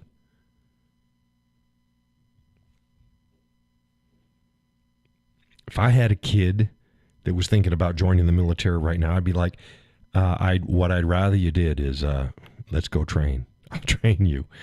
Let's be the militia that you are, because our country's going to need it.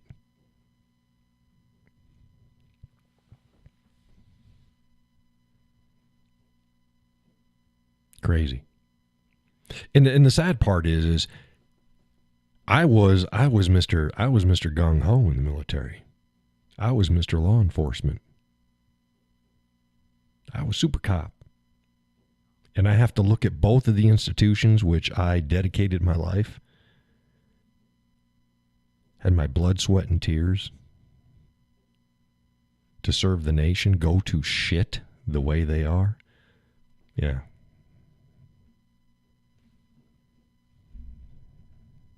But there it is. Call it like I see it.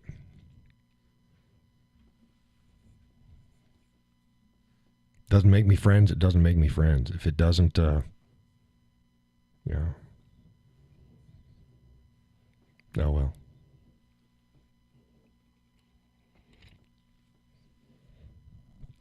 Even less so random people I don't even know. Oh, gee, you're not going to be my friend? Oh, you're gonna not pay me, right? You're not paying me now. Oh, it's a crazy world. People out there chasing clout. You know, there's people that there's some of the people out there that I've had a couple in my life, and they just annoy the shit out of me. You know those people that they're always friendly, always happy, and they're everybody's friend. Everybody's friend. Yeah, don't trust them. You can't be everybody's friend. It's impossible.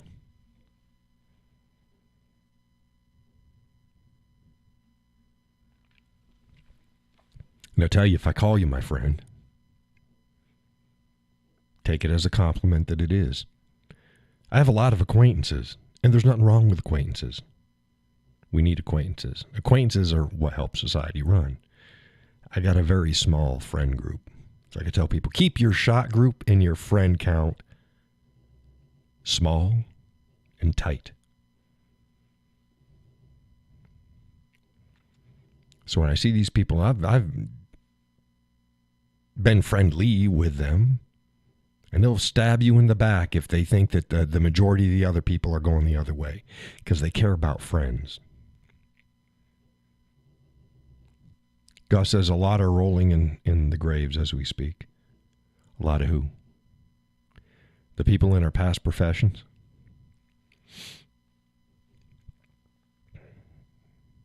If so, yes. Judy says, I agree with that. Yes.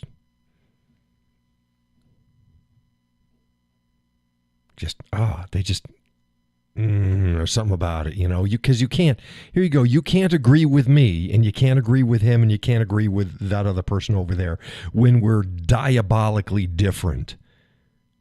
That just means you've got no foundation of your own. You got no foundation of your own.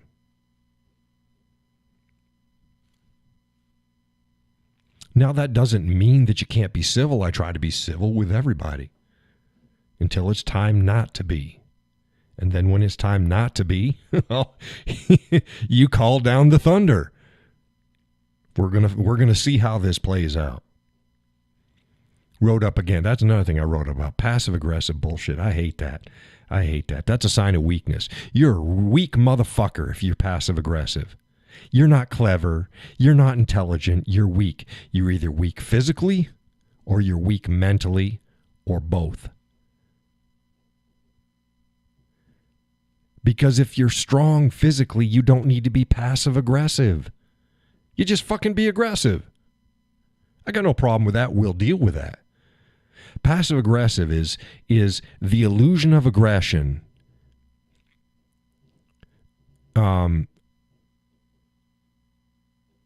Control.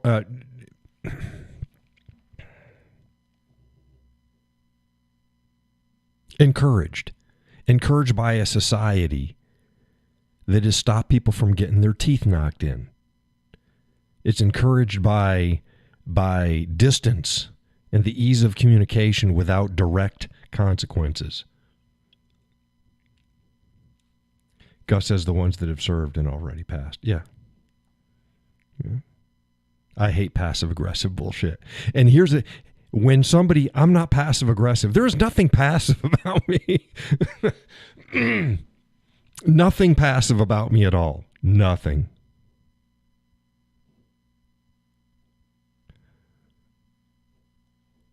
So when I get aggressive and then the passive-aggressive people want to show it like, see, they're out of control. He's out of control. He's mean and he's the problem. It's like, no. Just because you're saying shit with a smile on your face and you're being freaking honey smooth, snake belly slime bag doesn't mean that you were the one that was right. Doesn't mean that you weren't the problem. Gus says, I'm just old. Yeah, well, I get passive-aggressive bullshit from older folks, too. It just, whether I see it online or whether I see it in the real world, I don't put up with that shit. I don't abide passive-aggressive bullshit. I just rather you come up. If you think this or that, just say it. Don't try to play coy and super slick. DJ says I call the Southern Belle syndrome. Yeah.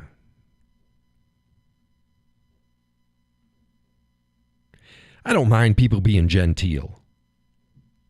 I'm not genteel. But I don't mind people being genteel. I get what you're saying, DJ. I get what you're saying. There can be a lot of passive aggressive in Southern stuff, but that can't be confused with just being genteel. Because you can be genteel and not passive aggressive. You're just being measured. I can tend to tell the difference between the two. Genteel doesn't bother me. Passive aggressive, yeah. It gets my heckles up. Oh.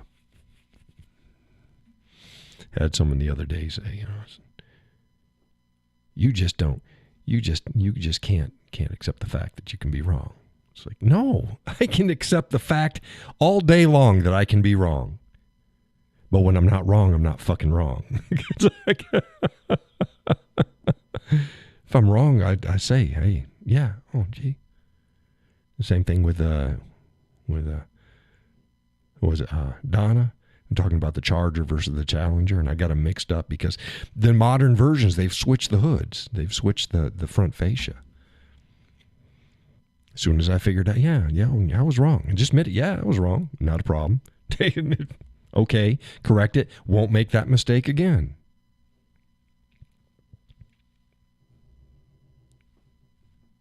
I got no problem with that.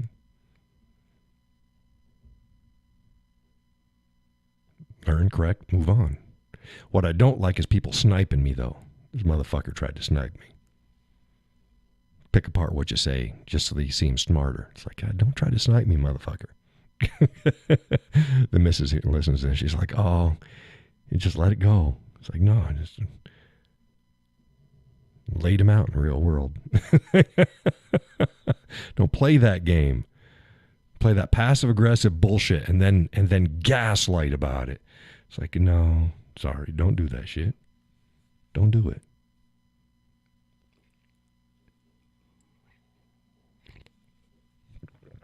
Oh. Yeah. I like to learn new things. Gus says, I usually say what I want, except when I type on here. I get blocked and spanked.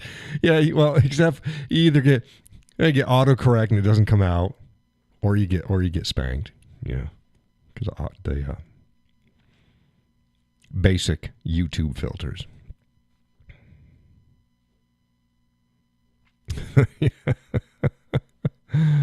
Oh my goodness.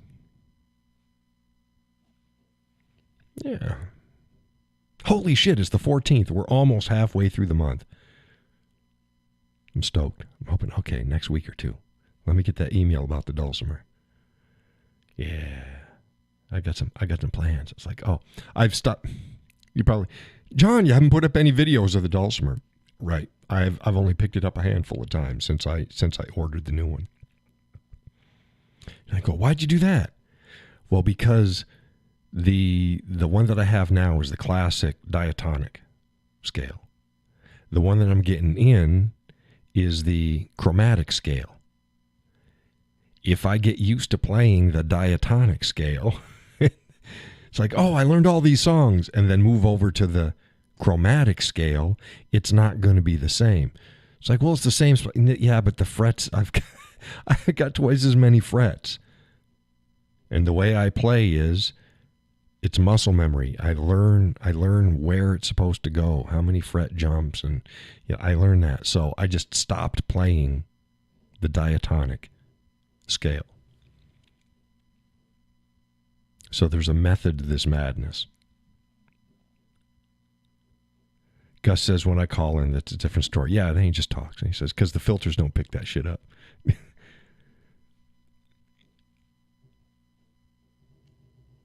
Yep.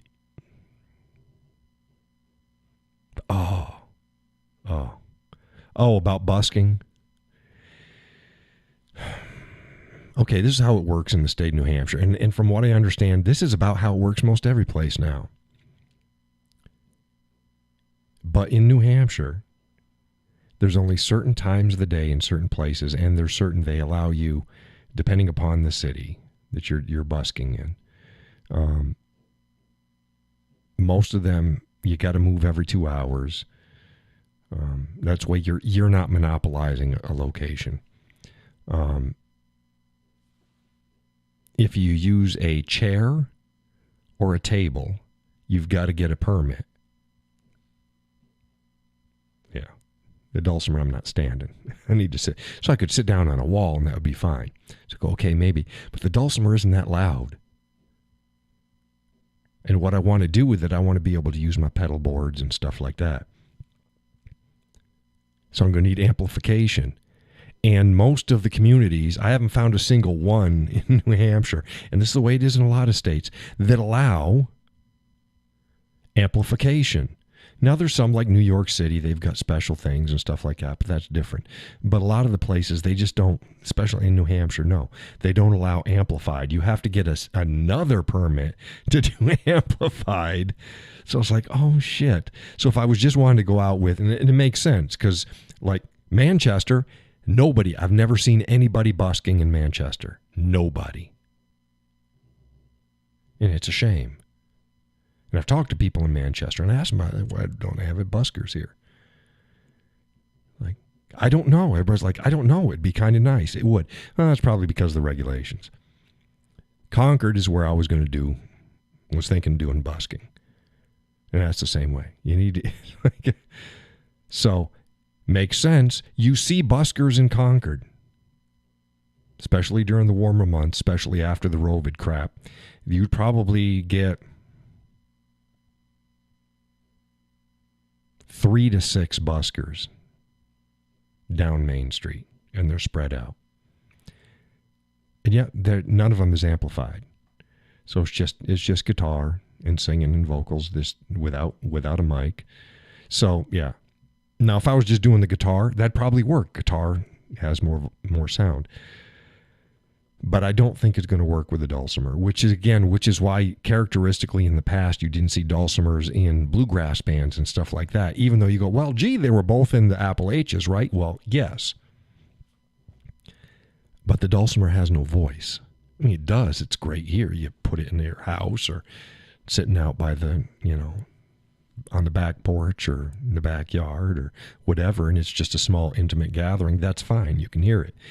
But it does not compete with banjos and guitars and mandolins and stuff like. They are just louder instruments.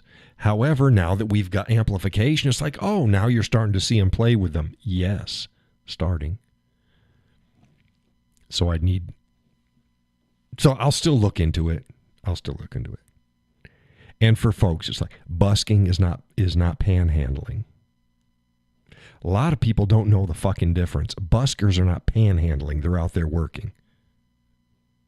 And I've said this before. I have absolutely no problem with people. Dance.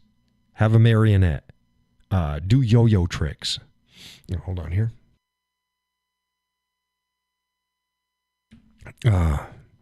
Play the guitar.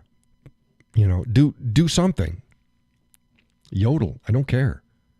You're earning. Put on a one-man play. That's not begging. That's not panhandling. You are doing the same thing that countless other entertainers do that have a bigger stage and a bigger venue. You're just doing it on a small scale. So no, busking is not the same as panhandling. They're offering a service. However, they're offering a service for tips only, which a lot of the other entertainers, they don't. They won't offer that. It's not basically, okay, you can all listen to it and that's fine. It's kind of like what I'm doing here, my show and all the other content. I'm busking online with my commentary.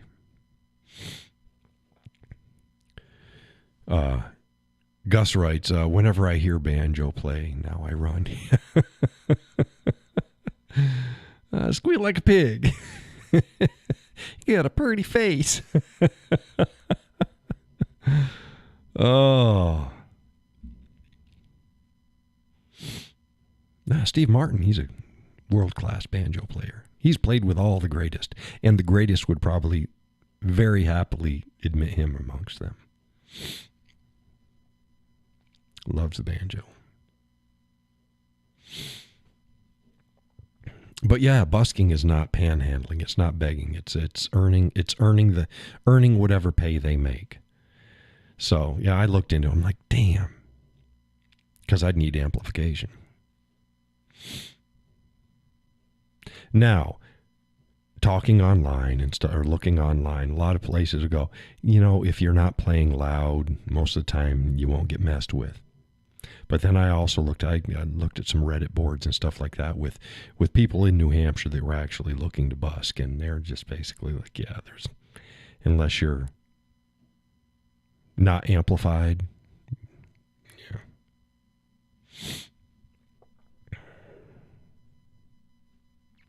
But we'll see how that plays out.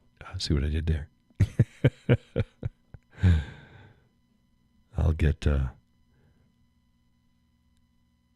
the dulcimer and I'll figure it out with the amp that I got, because I got a nice amp. So I got my Fender amp, Fender. I don't know what the hell it is. Fender something 40. Acoustasonic 40. Fender Acoustasonic 40. Nice little amp. I got that specifically so I could play my acoustic, my Taylor guitar, and my new dulcimer. It's electrified. I don't know why I wanted to say motherfucker after that. It's electrified, motherfucker. Let's see. Now that's different. Here's two. This is the Cowboy saying it. It's electrified, motherfucker. This is Samuel L. Jackson saying it. It's electrified, motherfucker.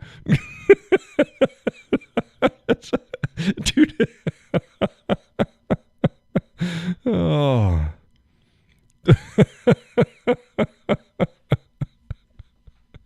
Yeah, same words, totally different feeling.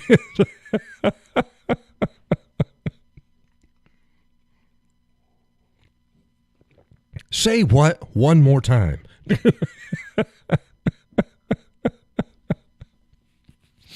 Oh, my goodness. My nose is itching. Oh, goodness gracious.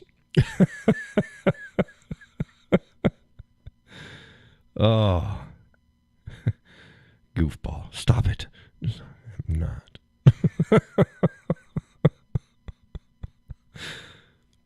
Oh, my goodness.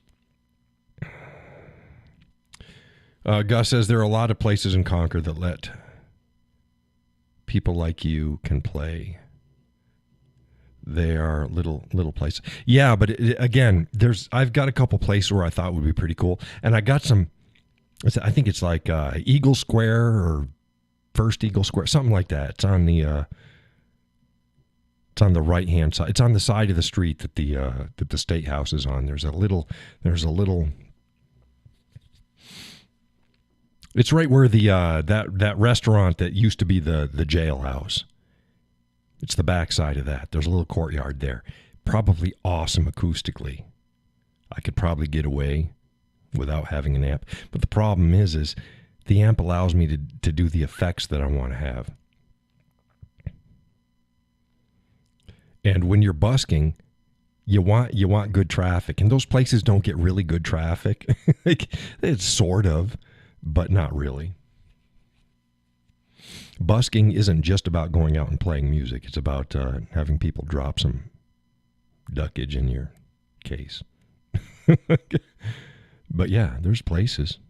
Yeah.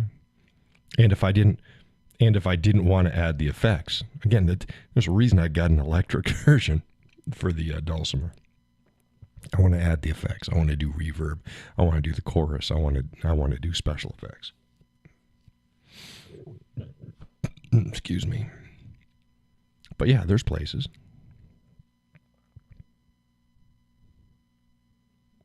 And I know some of the buskers. Like I said, I used to do street photography all the time. So I know the faces out there. And I know where they go. And none of them went to the nice little courtyard areas. None of them went to those. Those were the most acoustical places. Acoustical. Is that a word, acoustical?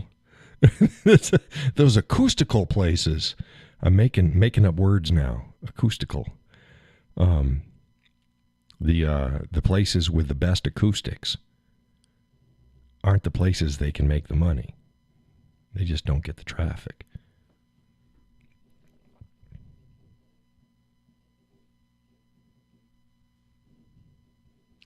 So it's kind of a give and take. There's a, right places, and places ain't going to work. I'll get sorted out. I'll figure it out.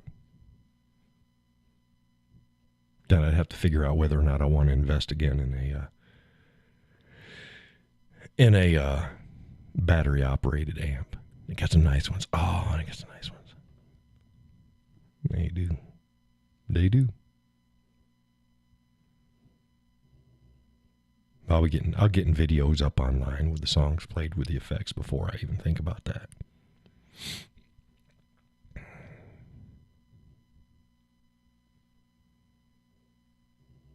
But yeah, if I wanted to just, like, I'd go to White's Park and play. That's fine.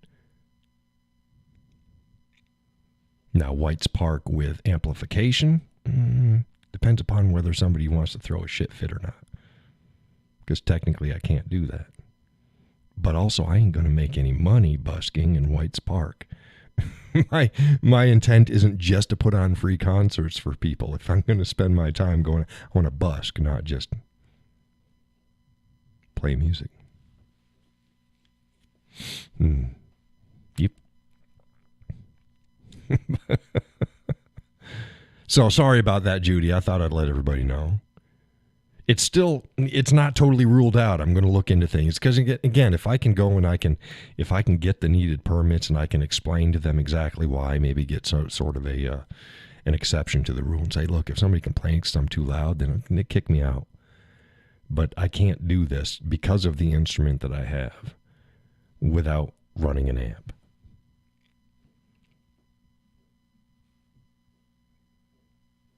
And I may or may not be able to do that. Don't know.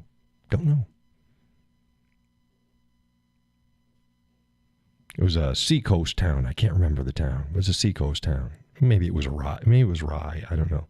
It's a seacoast town. They got into it in the last couple of years after the Rovid thing, and they tried to shut down all the buskings that they could. It's like, got themselves in problems, and finally the lawyers for the city said, yeah, don't do this. Busking is already a First Amendment protected activity.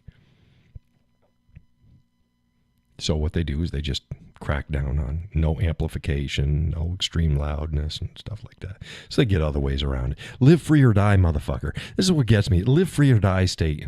And although we are one of the freest states in the United States, there's still little things that just annoy the hell out of me. So, come on. Do better than that.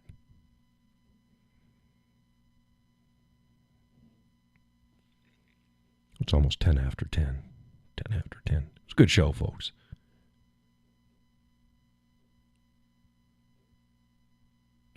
Laurel, I still consider you within my circle-ish. She goes, yeah. Damn it, John, but you're John. That's okay. Oh, my goodness. So next show would be Wednesday. Hey, tomorrow is Civil Rights Day. Martin Luther King Jr. Day in some places. I prefer not to call it Martin Luther King Jr. Day. It's Civil Rights Day because he was not the only one that fought for civil rights. Laura says, thank you kindly. Oh, you're most welcome. Peggy says, I have been dealing with snow and frigid temperatures below zero for a couple days now, so I'm tired. Good night, and thank you, John. You're most welcome, Peggy. Hopefully things will clear up for you. No pun intended. Okay. I saw the pun before it came out my mouth, so a little bit of a pun. I hope things clear up for you. Judy says, we love Laurel. She's a hardy person. Oh, you see what I did there? See what I did there?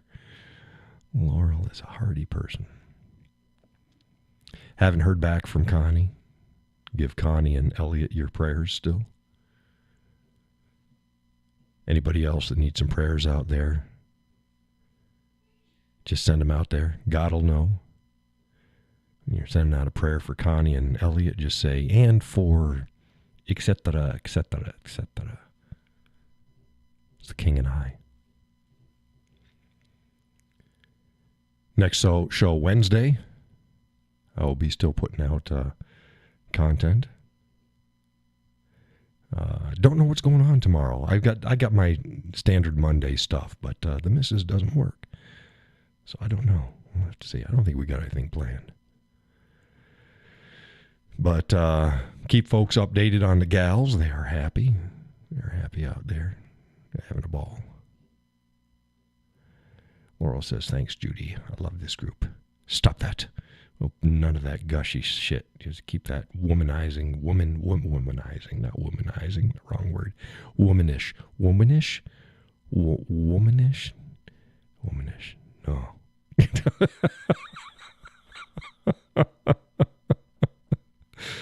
Man, it's a rough group. Rough night. John's just letting it rip. It's like, no, it's fine.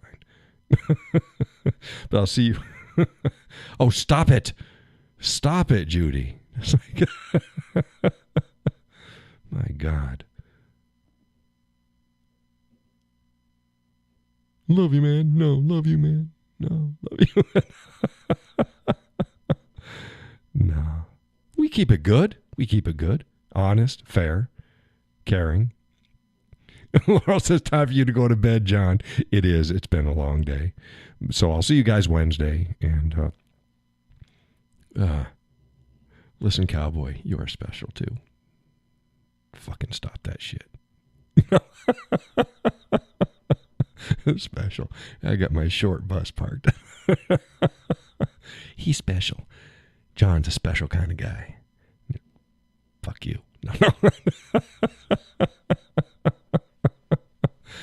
Oh, man. No, it was a great show, guys and gals, folks, people. I was going to say people. That's folks and people together is a bunch of people. Real special. They call him Special J. Gus says, good night, everyone. Hope you all have a wonderful week. Yes, indeed, folks. Thank you, Gus. Sally, I'm sure she was listening to the show. And the bird, too. Yeah, I'm sure she was listening. But I always forget the bird's name. I don't know why. I always forget the bird's name. But, yeah, the bird. It's the word. See you Wednesday. Same time, same place. I'm going to crank out my stuff on Facebook as well, so check that out. Judy says, good night, y'all. And with that, yes, thank you, everyone. Orion, DJ, whoever else was listening. We had a bunch of people that did not chime in, but they were listening. Thanks for stopping in the show. Folks who would like to help donate for the show and all of the content, there's links in the show or in the description underneath the show. You can read. It's easy enough. Do what you're led to do and capable of doing. And if not, just show up anyways and bring your friends along. With that, God bless and take care.